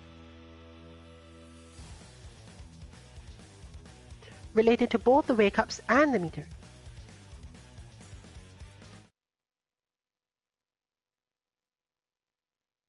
So once again, for those of you who are not so familiar with the team or the regulars in the lounge, Omni Rabbit tends to play mix-up Rushdown with long normals. If you find this style interesting, regardless of what characters you play, most advice given relative to this team of Trunks, Krillin, and Adult Gohan is advice intended for you.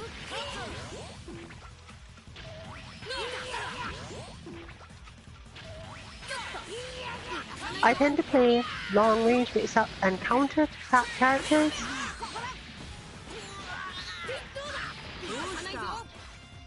or aim to evade stuff. If your wish is to avoid your opponent's attacks, whether by countering them or just moving out of the way, most of what I say about my own stuff will be more useful to you.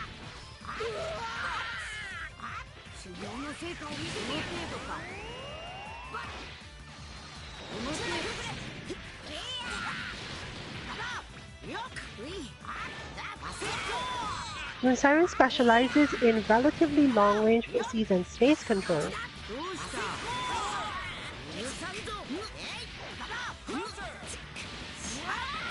and therefore if you like that style,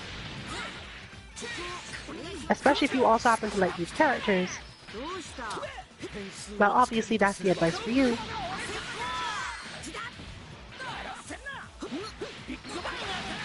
Another one tends to play a very controlled style, where the distance to the opponent and the options are very carefully crafted.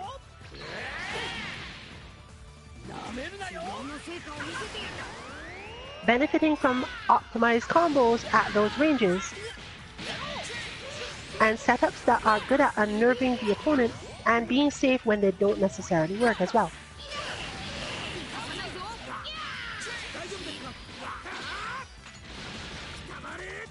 So as in the last weeks, you will see how these strategies play out relative to each other, but today we're specifically focused again on wake-ups and how to use meter to solve problems.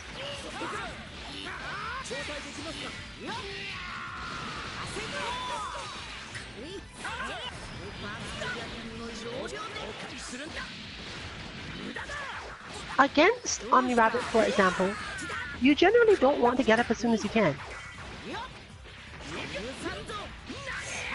If you get caught in a glancing blow, sure, but most of the time, you're not going to benefit from rising at that point. Because his characters don't get back in on you super fast, he's generally relying on you getting up into a move, and therefore ending up unsafe somehow.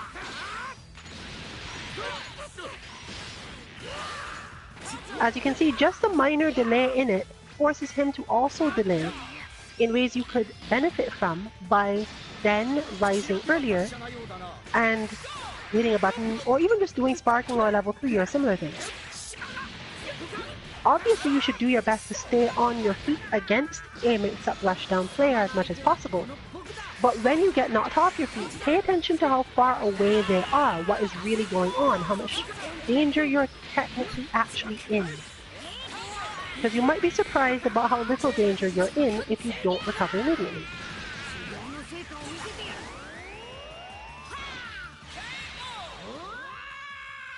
This similarly forces your opponent to use a lot more meter to close out things,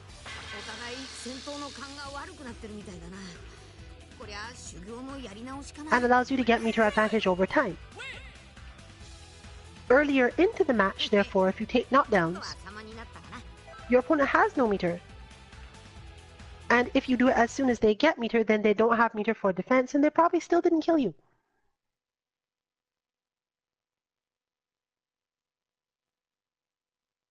Simply by you taking a rest more often and staying down a little bit longer, you can exhaust a rushdown opponent. Obviously, as those opponents get better, they will have more and more setups and more ways of dealing with that situation, but you can certainly learn something about them from there.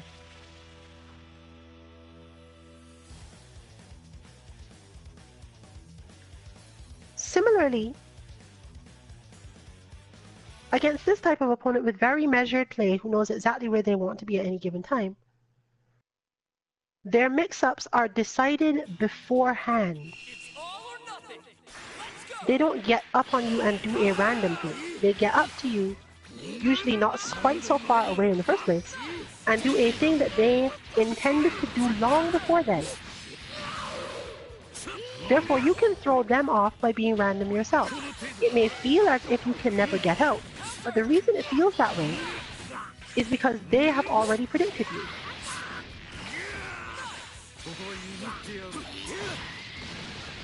Therefore, don't recover.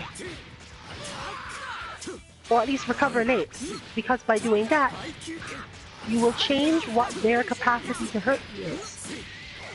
You can also use Vanish to get out of a lot more situations, and movement on Wake Up, as you've just seen there, to change what is going on in the match.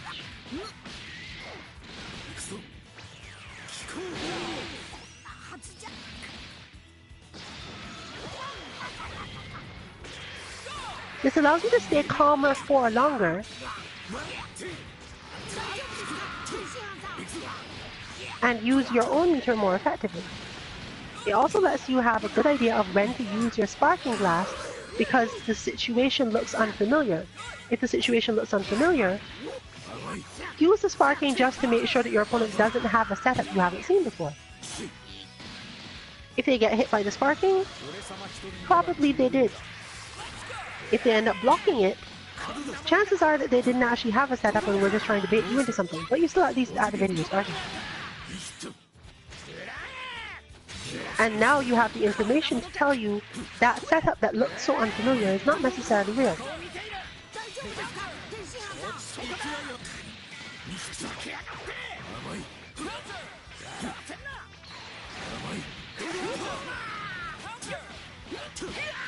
逃がさんぞバカめ死にたくなければ避けろ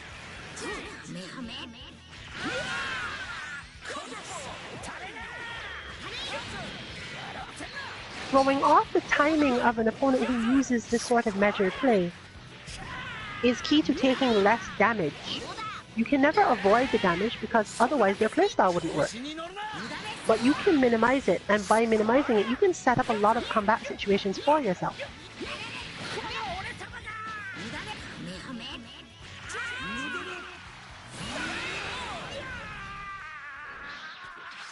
It is also helpful when it lets you stay out of the corner, and another reason why your meter ends up getting used on the vanish. Because as they push you toward the corner, the vanish resets that, and you are harder to pressure as a whole.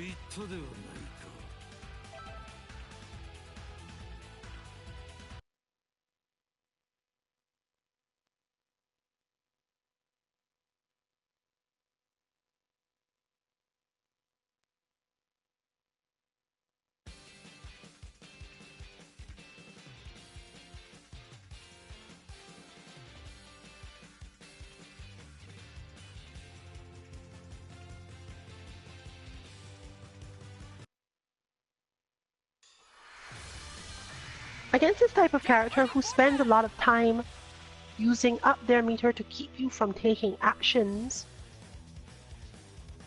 and covers a lot of space on the screen with their attacks, your best bet is often to see if you can bait them into doing it and spend a lot more time vanishing than usual preemptively. While this will not work if they were not attacking, you still have some options.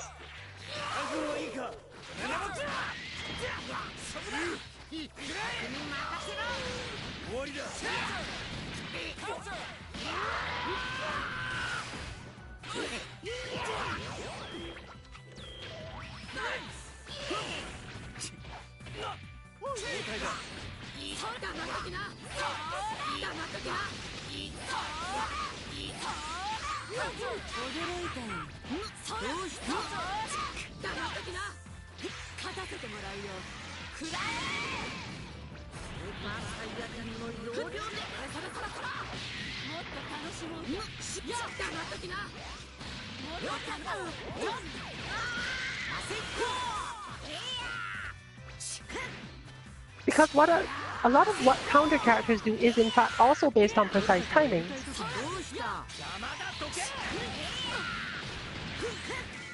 You can save yourself a lot of stress against them by simply recovering a little later.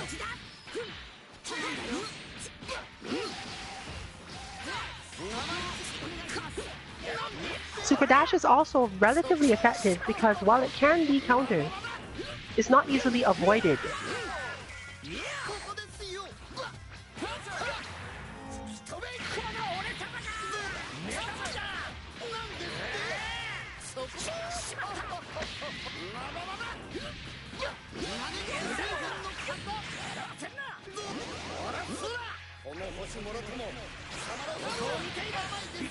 Therefore, being patient enough to recognize when your opponent is trying to lure you into something is a good way to keep yourself safe in the situations against them.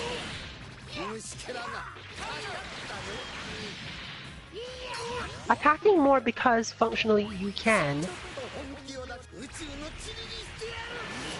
is generally a quick way to die.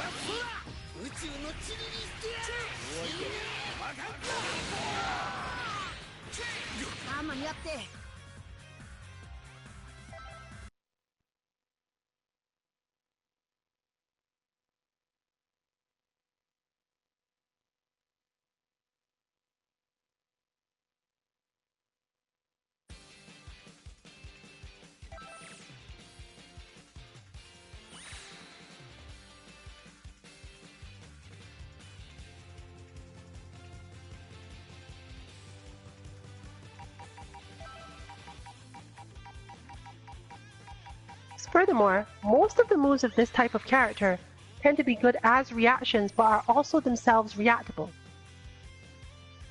Part of the reason why you see me play this game where I just get far away and throw these attacks is because it is actually so obvious that my character is doing particular things that it's just easier to stay away from them altogether for as long as possible.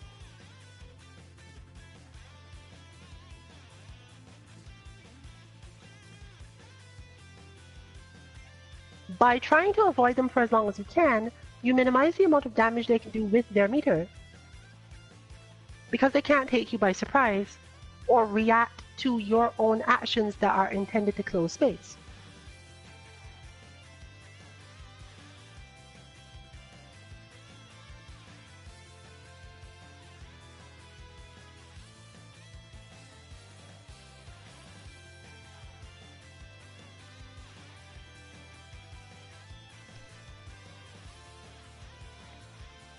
Playing as the mix-up character in turn, you get to save your meter and build more meter by taking approaches against those opponents.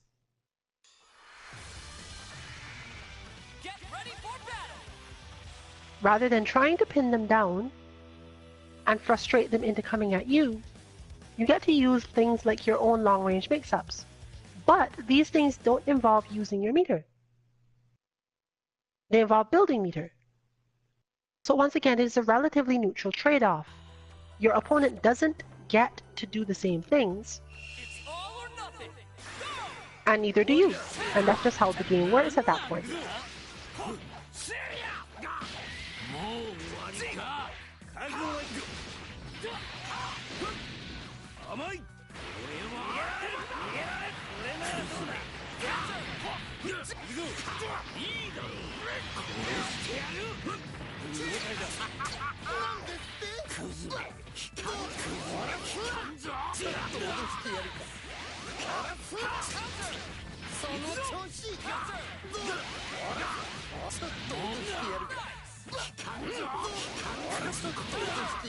This allows you to push them to the corner very quickly if you have the execution for it.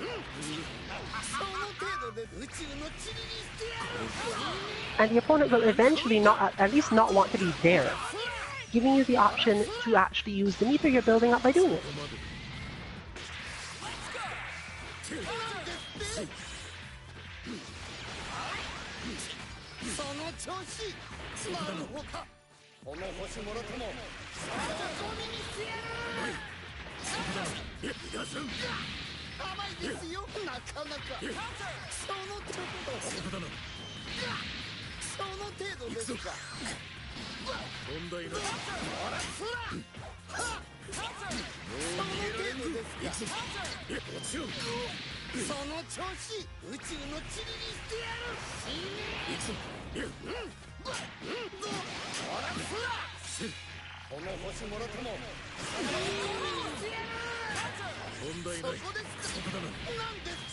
In my case, for example, knowing that my opponent's greatest wish is to keep on closing distance, I can just spend a lot of meter on stuff like that.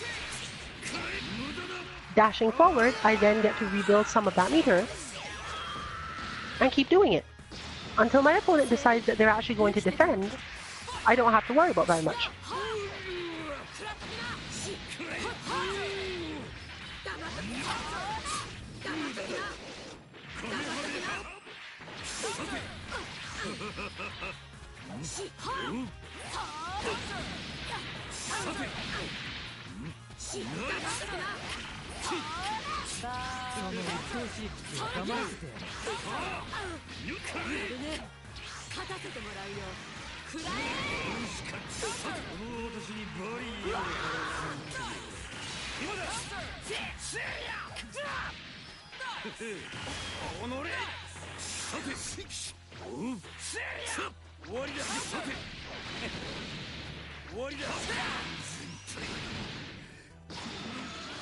The strength of my characters, therefore, is their ability to get out of situations when they approach, well enough that the opponent cannot decide to check every approach.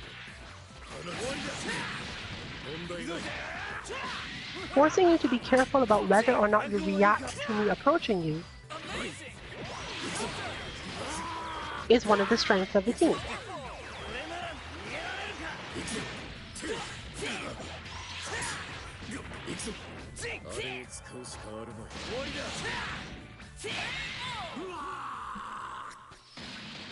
Not even literally the most powerful move in the game can necessarily catch Piccolo.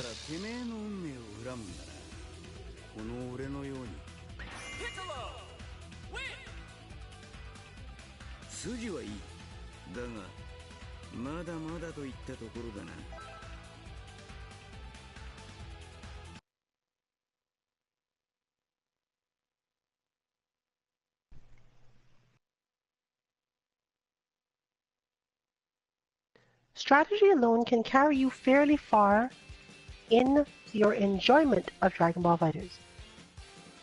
Your success rate in actual matches is going to vary a lot by the opponents you happen to meet and how much strategy you've developed against those particular opponents. Whereas combos allow you consistency against most, if not all, opponents. You will need both in order to become a very high-level player. But depending on which approach you want to take to the game, you can pick one or the other. If you prefer to have a decent chance against everyone regardless of what they're doing,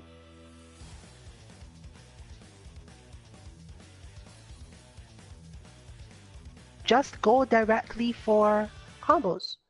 And if you are trying to get as much against a particular person as possible and then are okay with just losing entirely to another person, same thing happens.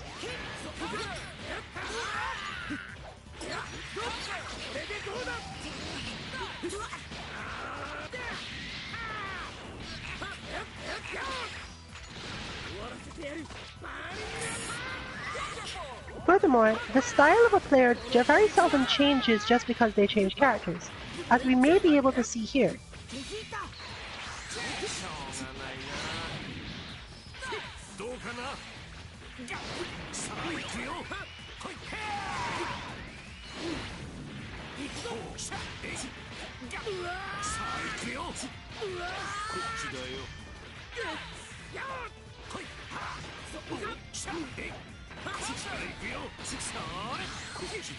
Carefully measuring the distance and flow is not necessarily that hard with any given character. The question is more so how much you can get off it for doing it correctly.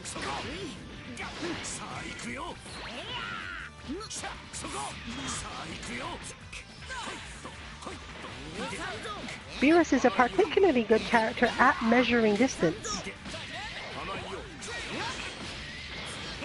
but requires you to actually do it in order to get anything. Therefore, at the moment, he will seem to most people to be less powerful.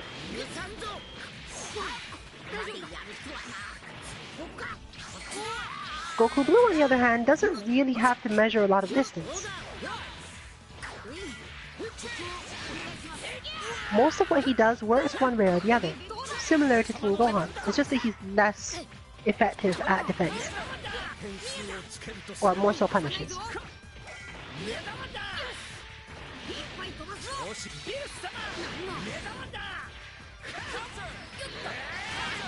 Vegeta has a similar style but a different problem.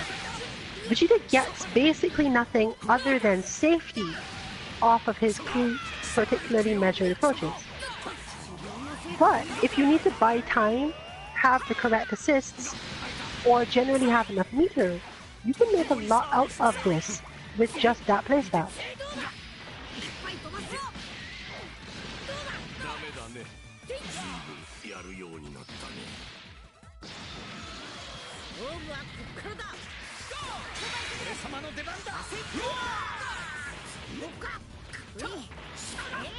Therefore, depending on the style, you can see one blue Vegeta being used as the type of anchor that protects other characters,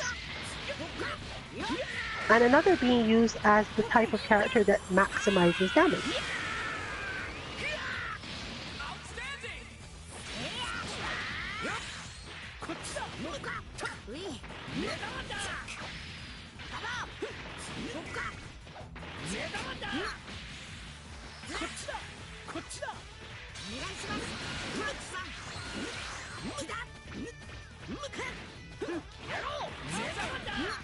Vegeta's moves and style, as you can now see, allow him to spend long periods without actually getting harmed.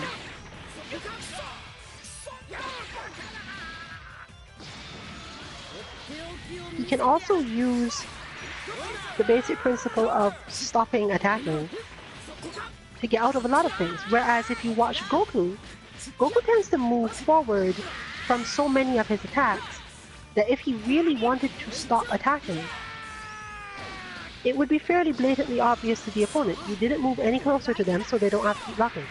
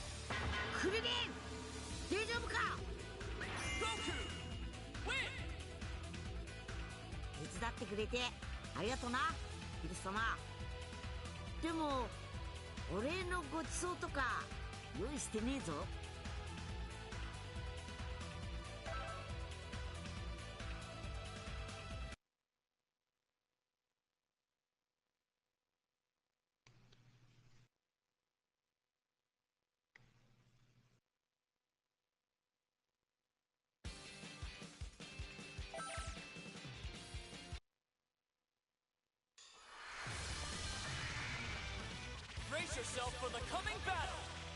Now that Just Fine is on, you get to see one more style of play, the defensive mix-up style. Defensive mix-up style players often don't need to use their meter for literally anything. Their moves tend to be so safe when spaced correctly that unless their opponent is being relatively aggressive, they don't have to do anything at all.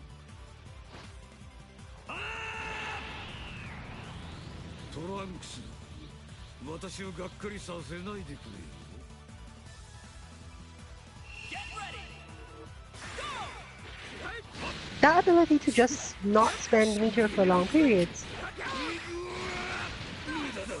feeds into their constant use of Vanish to change the way that the game flows for them. Getting pushed toward the corner, wake up Vanish, or just Vanish in general.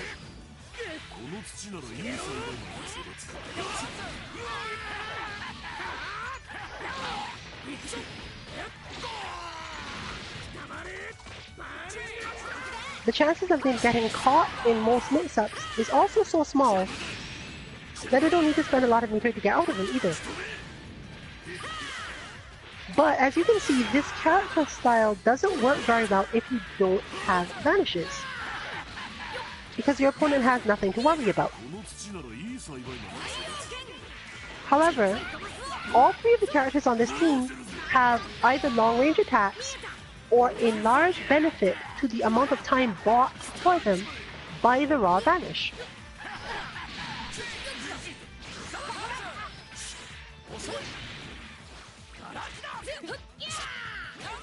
Vegeta gets a bunch of Dragon Rush mix-ups, for example.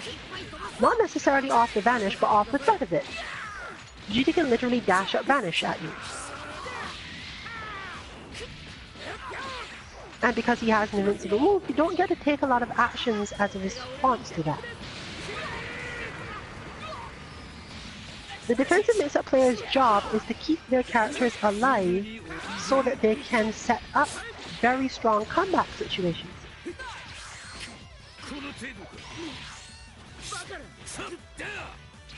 Cell in particular, as mentioned in previous streams, can just move around without even actually doing the raw regular vanish. He has moves entirely for this purpose.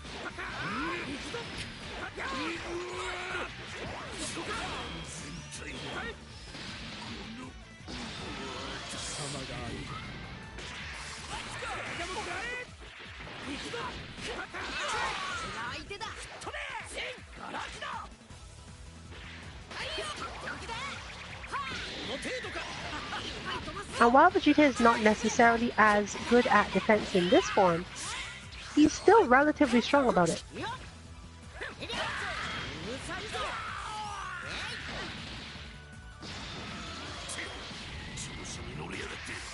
The difference is that the defensive mix-up character does not get to choose the terms of engagement. So there are two ways to use their meter. Either to protect themselves under duress, depending on the characters you're using, or with this particular set of characters, for example, use the meter to get your Vanish and Vanish confirms so that you can continue to control the terms of engagement.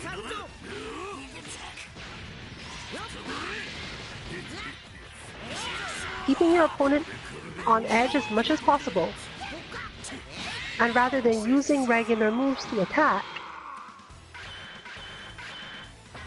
make them wary about moving toward you, because obviously they will change the space and get caught in your defensive mix-up style attack, while still making them worry about staying away. Add your assist to this and you have a fairly potent lockdown, without using any of your meter on supers at all.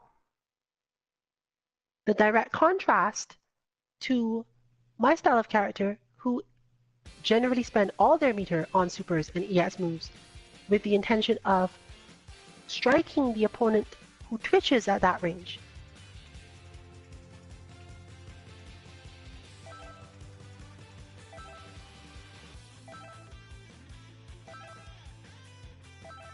When these two styles of play go up against each other,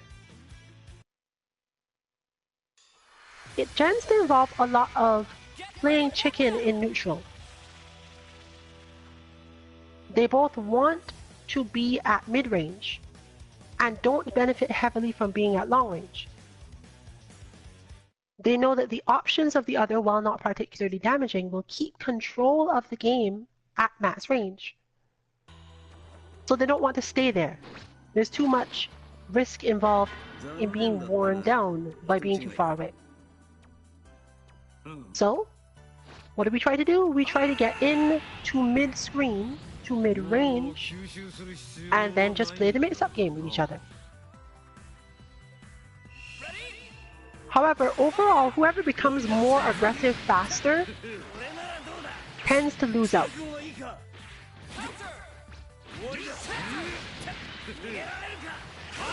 The key, therefore, is to trick your opponent into thinking that you're going to be aggressive, and then stop.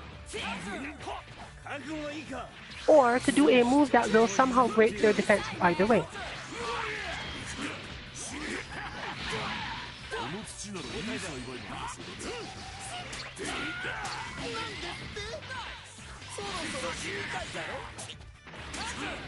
Beyond that, utilize as much as you can from your own style. In my case, for example, that sort of cross-up mix-up, to give your opponent as much stress as possible. But it is going to end up being scrambling no matter what you do. Therefore, your meter ends up being used to get out of scrambles.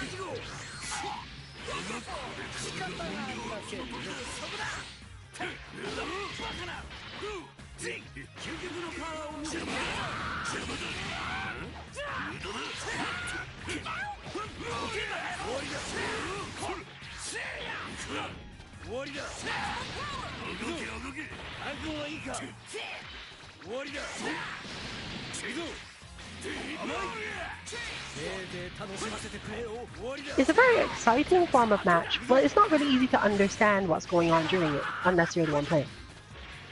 It can often look as if both players are just hitting random buttons, but this is mostly because the time they spend hitting their buttons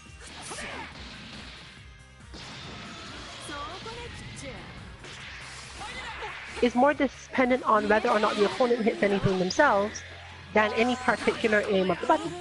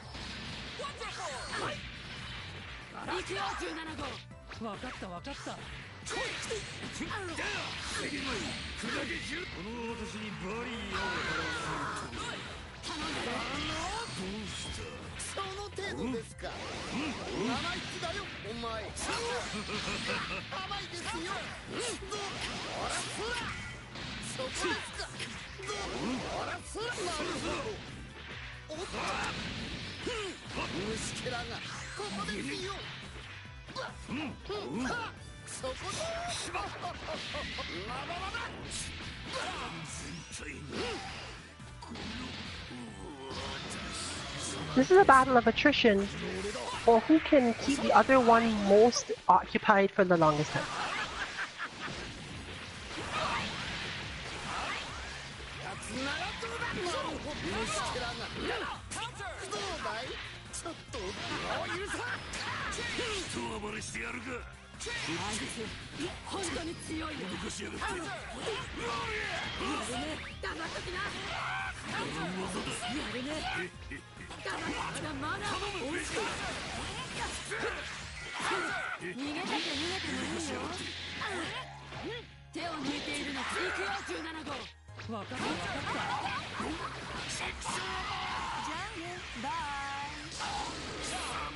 It's very flashy.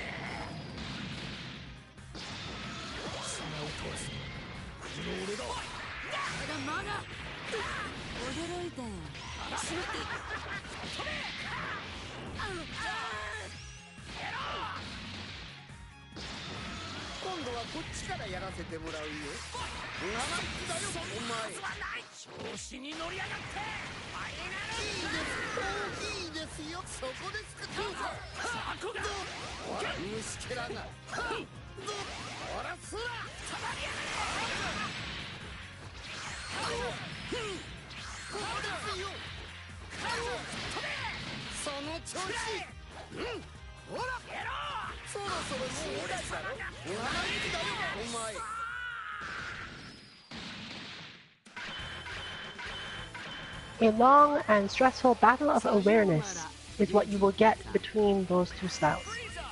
And as you can see, the use of meter is generally devoted to increasing the number of things that the opponent needs to think about, rather than increasing the damage.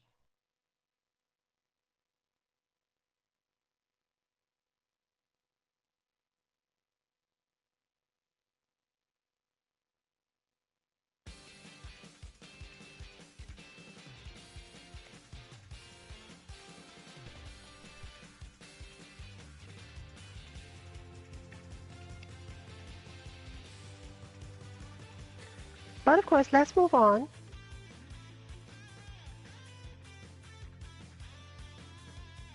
to the oppression style of play.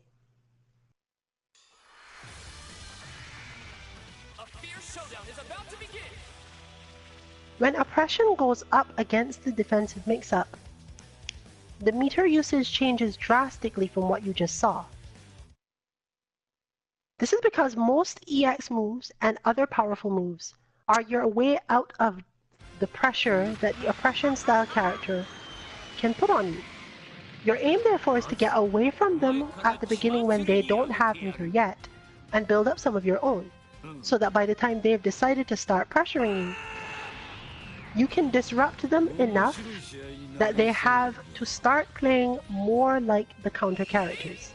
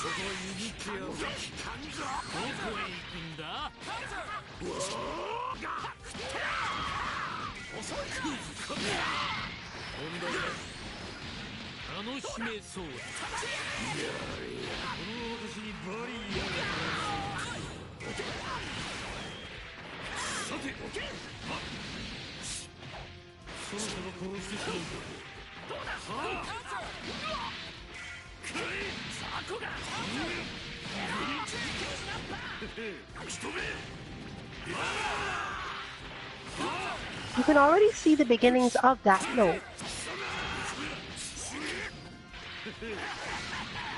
The defensive mix-up player is not actually trying most of their mix-ups, they're just using their mobility.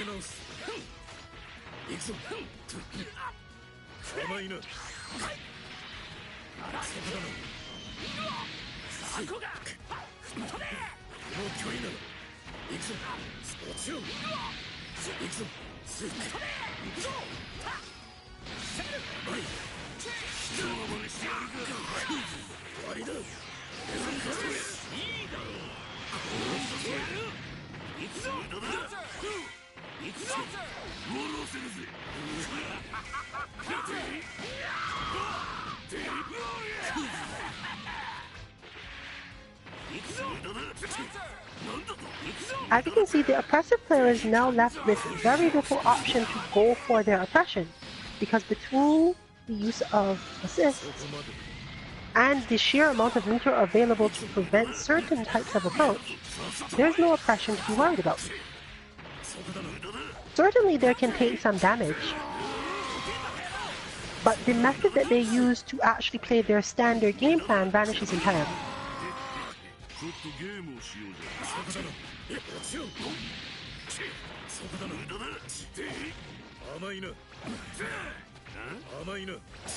Utilizing assist correctly and using meter to clean up the space in front of you, by that I mean when you have pushed yourself too far out, your EX moves are more than likely still going to hit, whereas your normal ones would not have. This can allow you to use block strains that your opponent normally would be safe from because you have enough meter to try to do something if you think they're going to try to respond. Oppressive characters generally must respond. If they do not, you basically get to walk away from them. It is yet another defensive mix-up, and players with that sort of instinct are very likely to expand their ability to do this against all characters, knowing who can and cannot punish them from farther away, who will try and who will not try, and who can be tricked by being slightly closer than expected.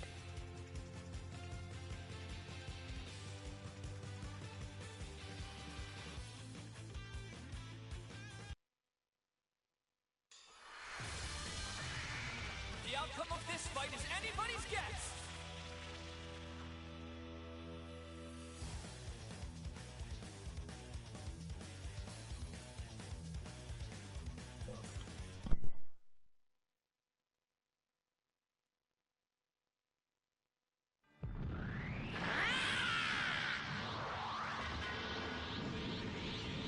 セル、今度は最後まで戦わせてもらうぞ。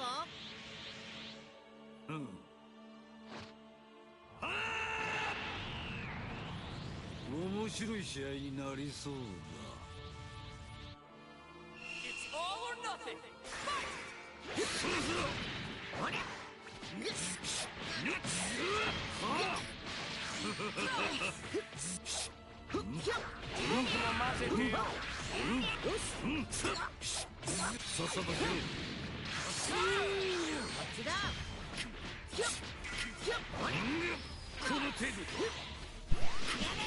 Now, as we have half an hour left in our lounge and stream, I'm going to try to give specifically cogent advice for how to implement the thing that we've been talking about this stream. The easiest way to learn to understand game plans, especially in a game like this, comes from an aspect of the game that people actually have not found to be to their preference. The fact that there are many characters who have what appear to be similar game plans. And similar appearances, obviously.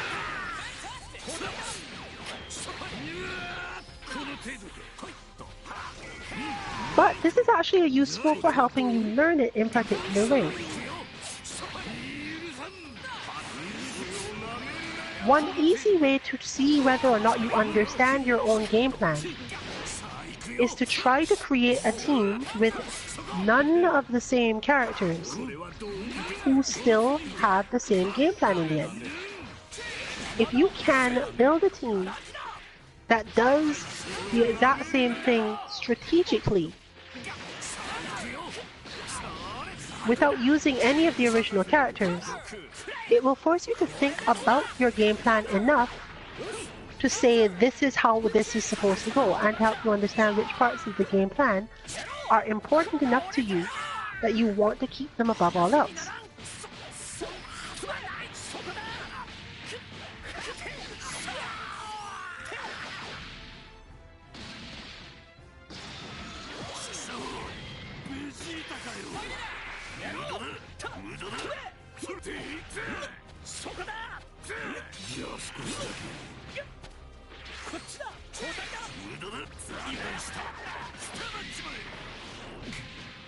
From the other side, if you want to understand your opponent, there are 5 basic principles that apply to almost all fighting games. At least at the mid-levels of play, the following things are almost always true. A person who does rush down and mix-ups does not feel comfortable when put into those themselves, because they spend a lot of time being aware of how much danger that sort of thing is. They are going to try to get out of your mix-ups on average more than other players.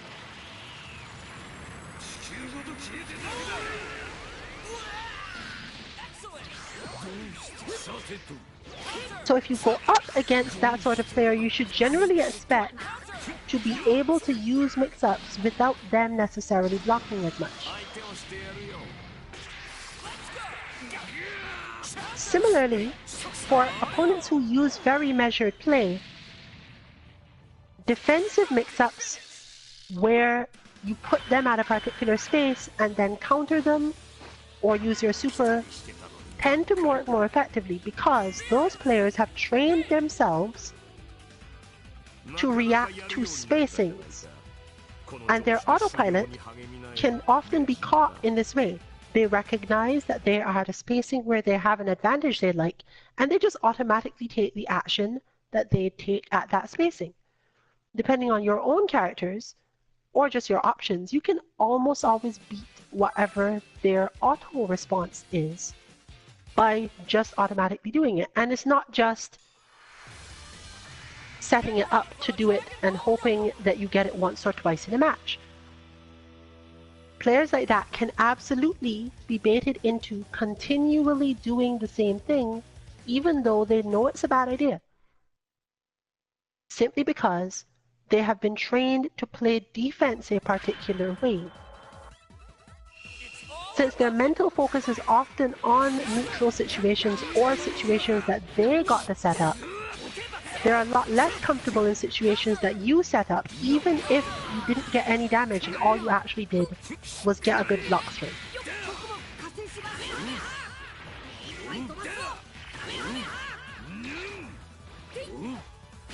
Counter players, as I mentioned before,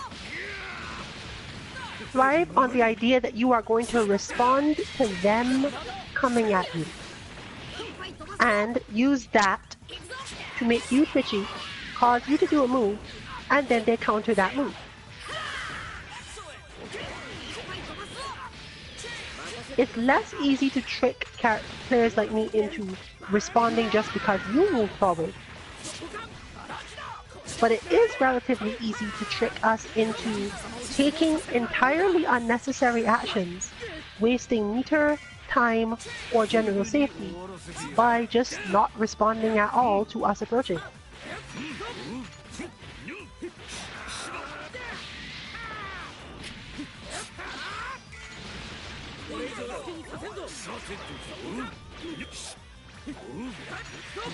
Long-range footsie players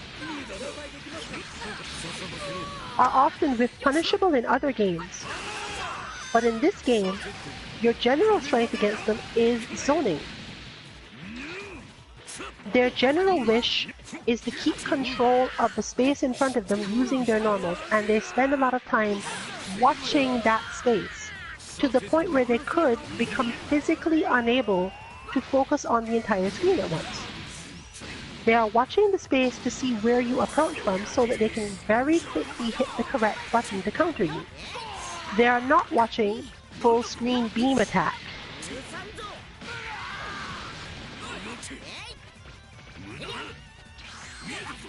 Similarly, vanishing against them can be dangerous for them if you are mixing it up with this full screen beam attack. And since the full screen beam is almost always safe, and they would have to respond by vanishing themselves, you can minimize the damage they do to you by simply trying to zone more, as demonstrated earlier. But you don't generally want to use supers because these tend to be enough startup that you just block them.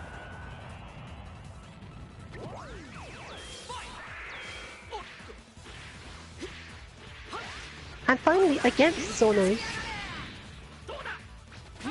your best bet is generally to just make them use up their meters. Oppressive characters are also the same because the difference between an oppressive character and a zoner has more to do with where they're trying to put you or keep you than their direct game plan.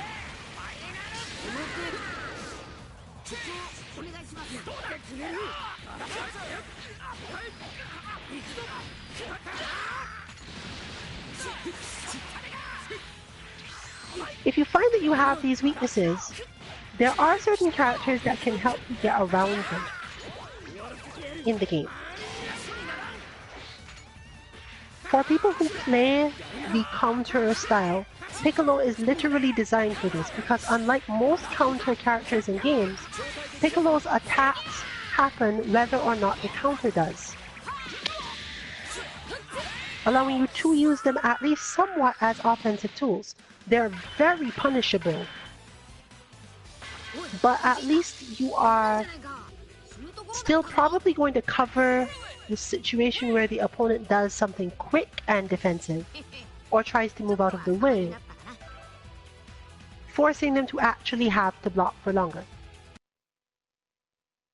For the mix-up style player, Krillin is your go-to guy.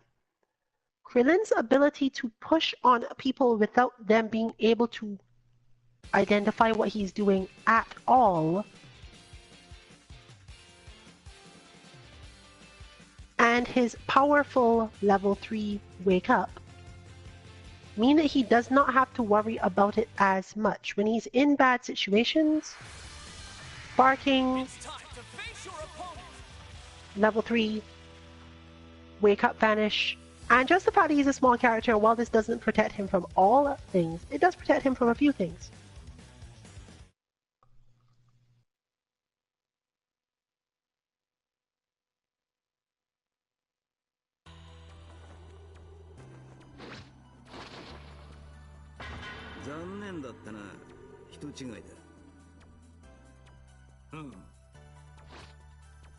So we are back to the Dance of Death.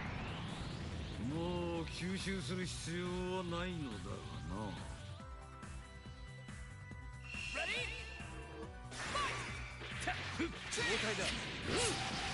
この程度か。くだらんくだらん。さっくらえ。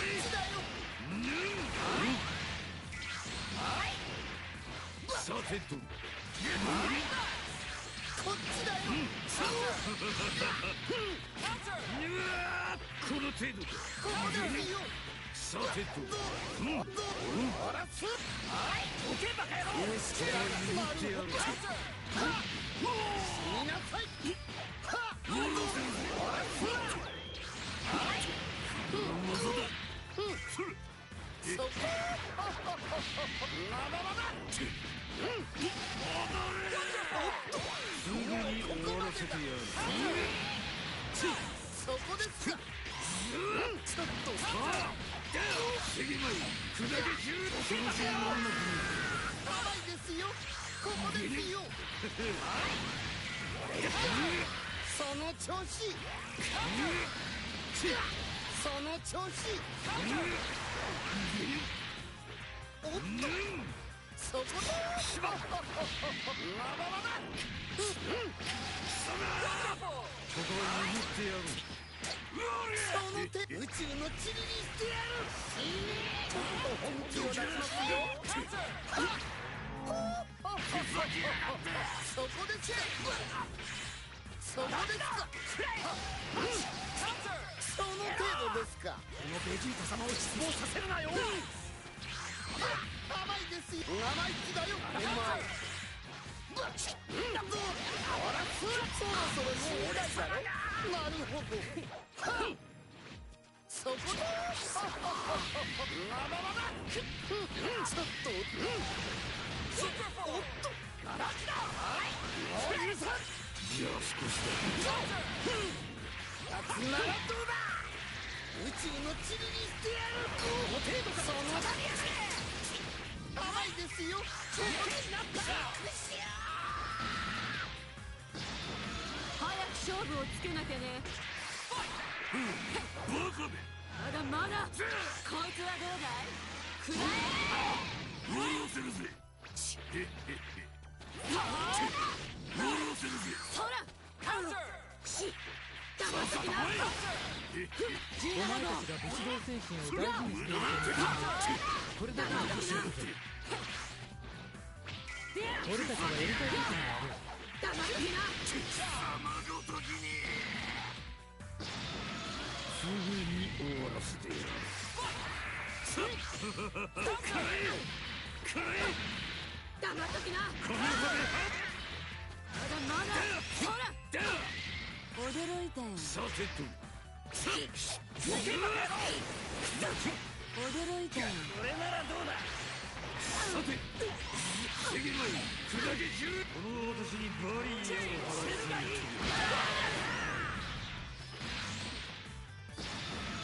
今度は俺が相手だ。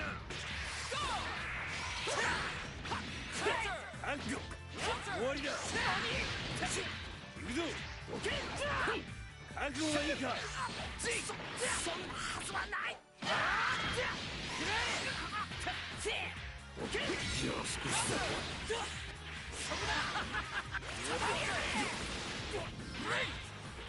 覚悟はいいか。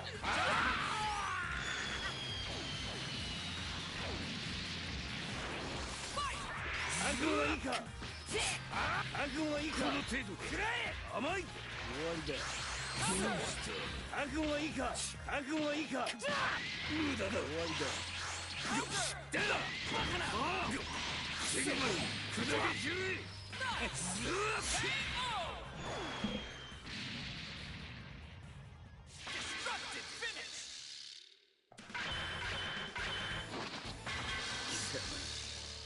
Understanding how to lure your opponent into things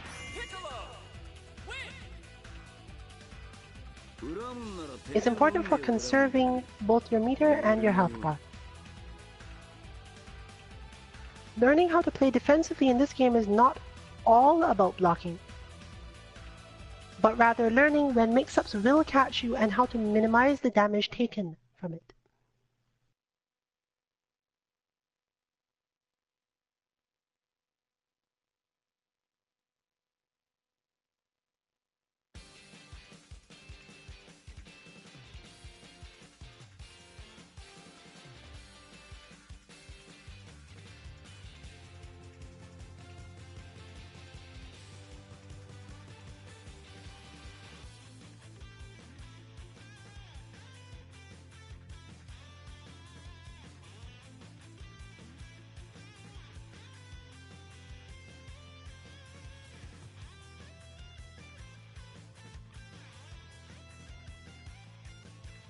Hopefully you can use what we have discussed this week to at least understand how to watch some of your own replays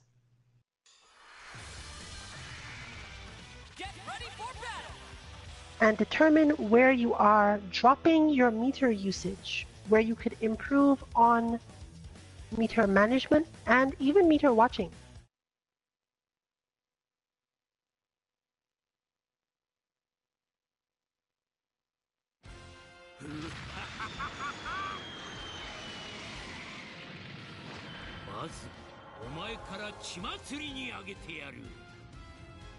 Finally, we'll talk about what should happen from the oppressive player side and what you should look out for, even though we've covered a lot of what you should look out for in terms of Brawly before, and what the game plan should be to go against him.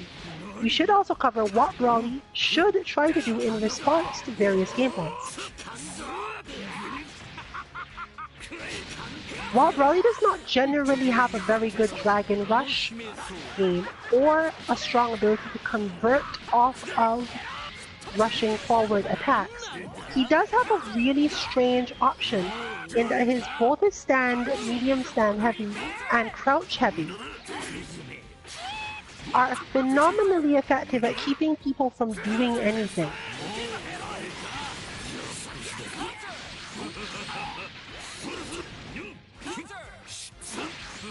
This is a thing that he actually shares with Cell relatively well, even though Cell uses a move for it instead.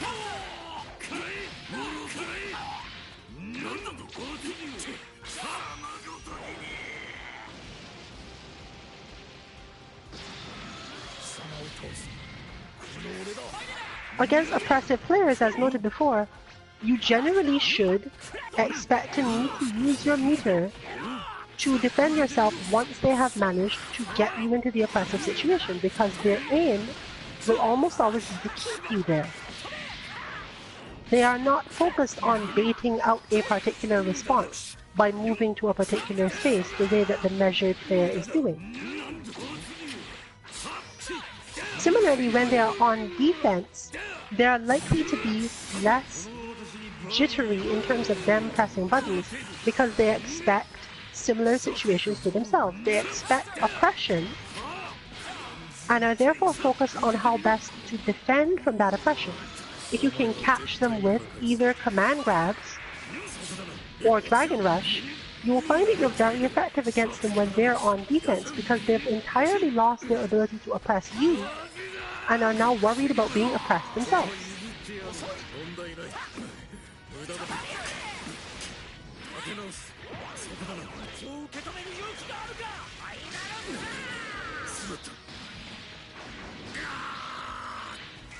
While this may not allow you to get a lot of direct pressure on them, if you need to catch them with your Dragon Rush, it's usually a good bet, at least the first 1 or 2 times. After that, some minor confusion when they become frustrated because it still feels to them as if they're failing to prevent the very oppression that they have been working on. You're much more likely to be successful at putting them down in general.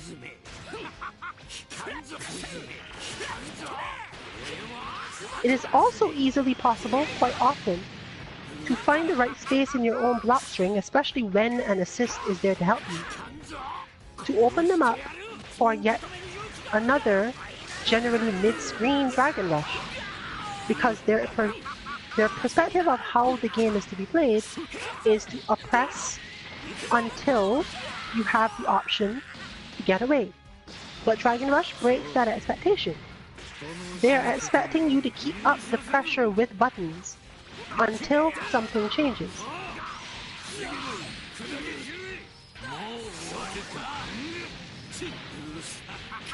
Therefore, getting in their face and just doing the Dragon Rush because they're blocked without any hesitation often helps you deal with them. Even if they don't and they try to respond, their mental state is that they must respond to the Dragon Rush, not to the concept of being in a mix-up. It's not the same thing to that type of player. they are seeing only one side of the mix-up at any given time. Therefore, people who use defensive mix-ups or measured play have an easier time tricking that sort of player into something. Whereas players like me who are trying to get them to respond in a particular way have to spend a lot more time conditioning them to believe that a particular thing is coming before they will in fact respond in that specific way.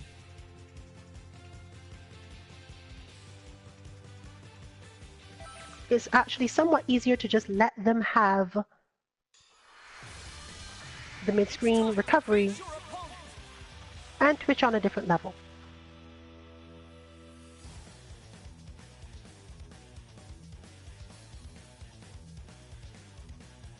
So in this matchup, our measured player is generally going to be trying to beat down on the mix-up player through their pressure. And our mix-up player is going to be taken down primarily by being put in block strings or spacings that are unfamiliar to them, because they're just going to respond anyway. They know nothing about how to do it, but hitting buttons is what they do. And a quick observation of which buttons they hit and understanding your spacing can just clean it up for you. You wouldn't even necessarily need any combos.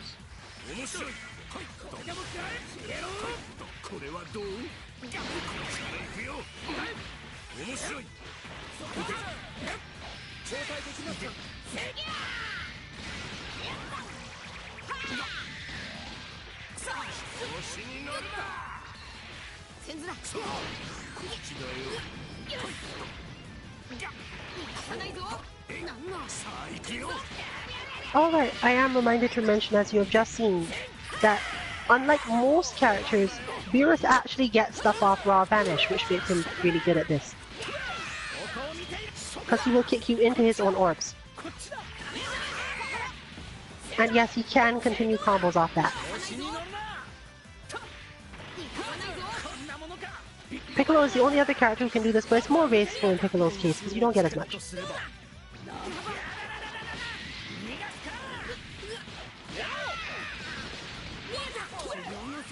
So here we see a setup leading into something, and a baited super. You don't always have to actually go for a real setup either. If you know that your opponent is likely to try to get out of stuff, and they have the meter to do it, just wait. The chances that they will do it, if they are a mix-up player who does not like being pressured, are really high. It is easier to get them to waste meter more than anyone else in this type of game. And you can often punish them pretty hard for doing it.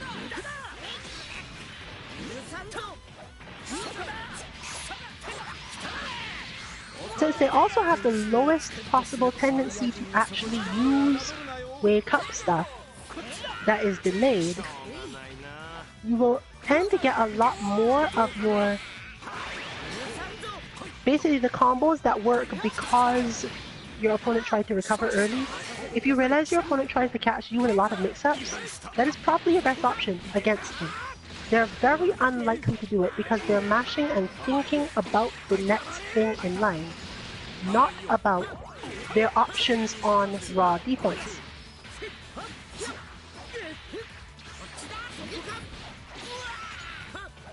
So you get a lot of timings where you can just go for the next attack, expecting that they will just recover from the first.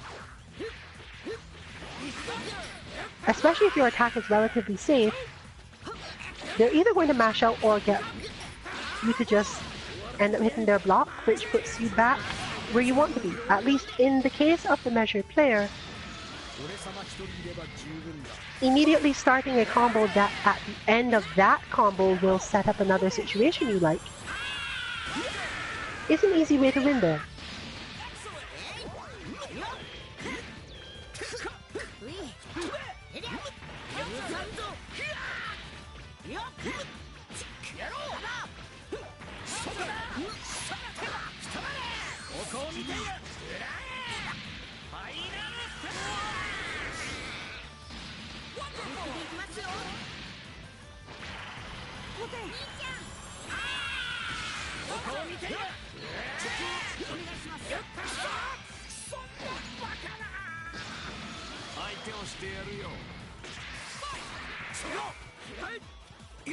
But this situation, for example, is disadvantageous because it is difficult to make a lot of progress with Beerus with no assists and very little meter. It is even more dangerous against this particular type of opponent because there's simply no way to force them to make mistakes with Beerus relative to how effective Goku and Vegeta would have been at it. At that point, it's really not a matter of how skilled you are at the game, but rather that the flow of strategy has left you in an extremely disadvantaged position.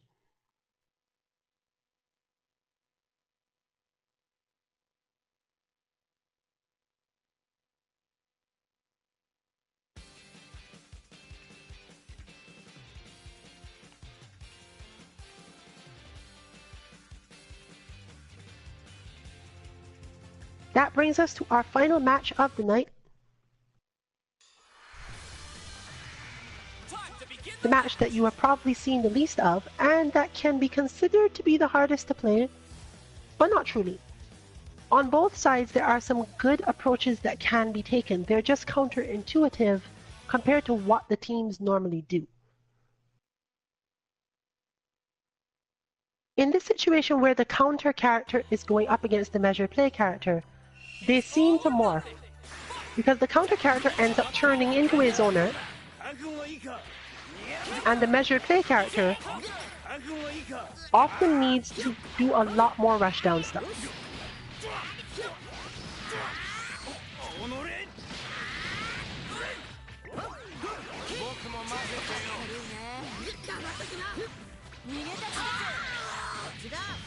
This leaves the measured play character at a massive meter disadvantage that builds up as the round goes on.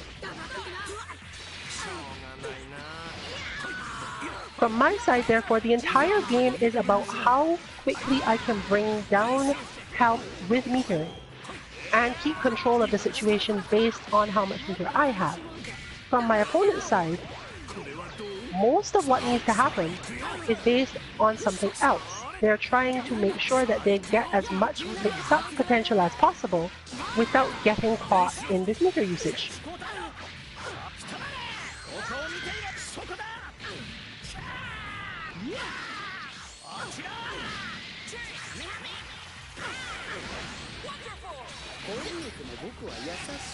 And without wasting much of their damage or meter on things that don't kill, because it's hard to force me to make mistakes in this particular matchup in such a way that will lead to them being able to snap me out or do a ton of damage to my main characters or generally make my point characters annoyed or defend.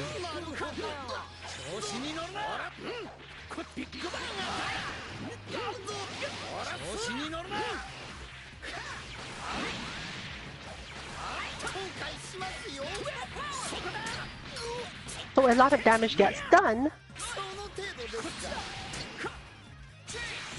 but all of it tends to get recovered.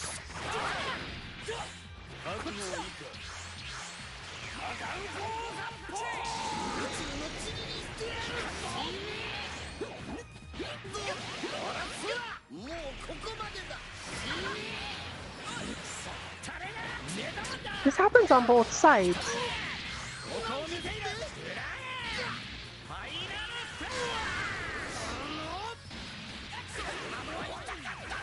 But the main thing that will decide it is whether or not I can convert my meter into kills, more so than whether or not I can convert it into damage.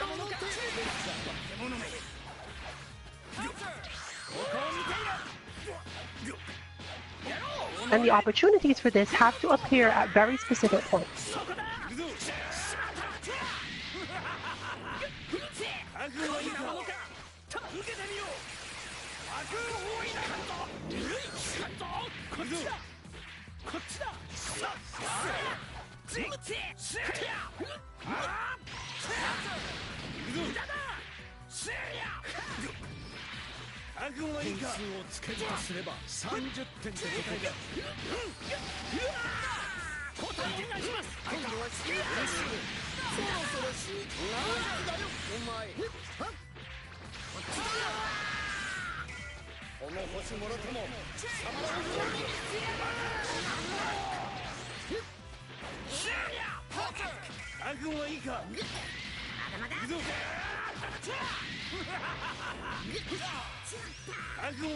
It becomes an intense battle of survivability over time, but once at least one character dies, something changes. With the change in who is available to defend certain situations and spaces,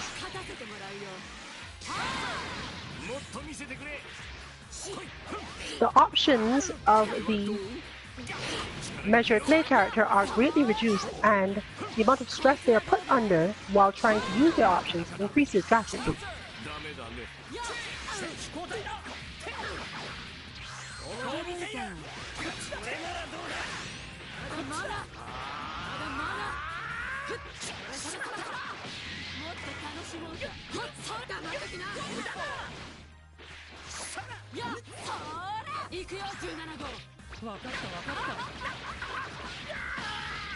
And there, as you see, put the opponent at the space that they tend to make responses and take advantage of the response.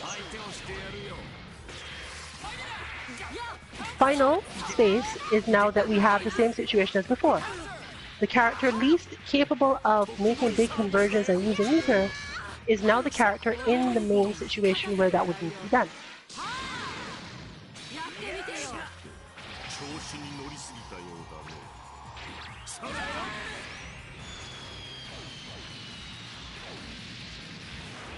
Forcing a use of a relatively large amount of meter to get a relatively small result.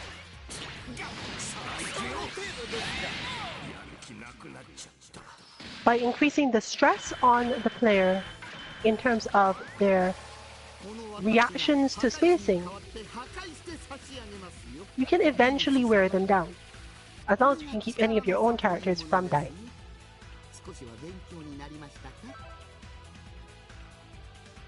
That brings us to the end of our stream for tonight. Join us next week for more of the same in Thursday Kame House, Tuesday Guilty Gear, and Monday lounges for Street Fighter V and looking at the updates. Street Fighter content for this week, including tomorrow, has been focused on similar things, and you're going to see the other half of our bot checkup tomorrow, possibly with something released on Sunday. But if you're interested in that sort of thing, come back tomorrow to find out more about the Street Fighter content. This is Marillion for 2_MK. Good night, everyone.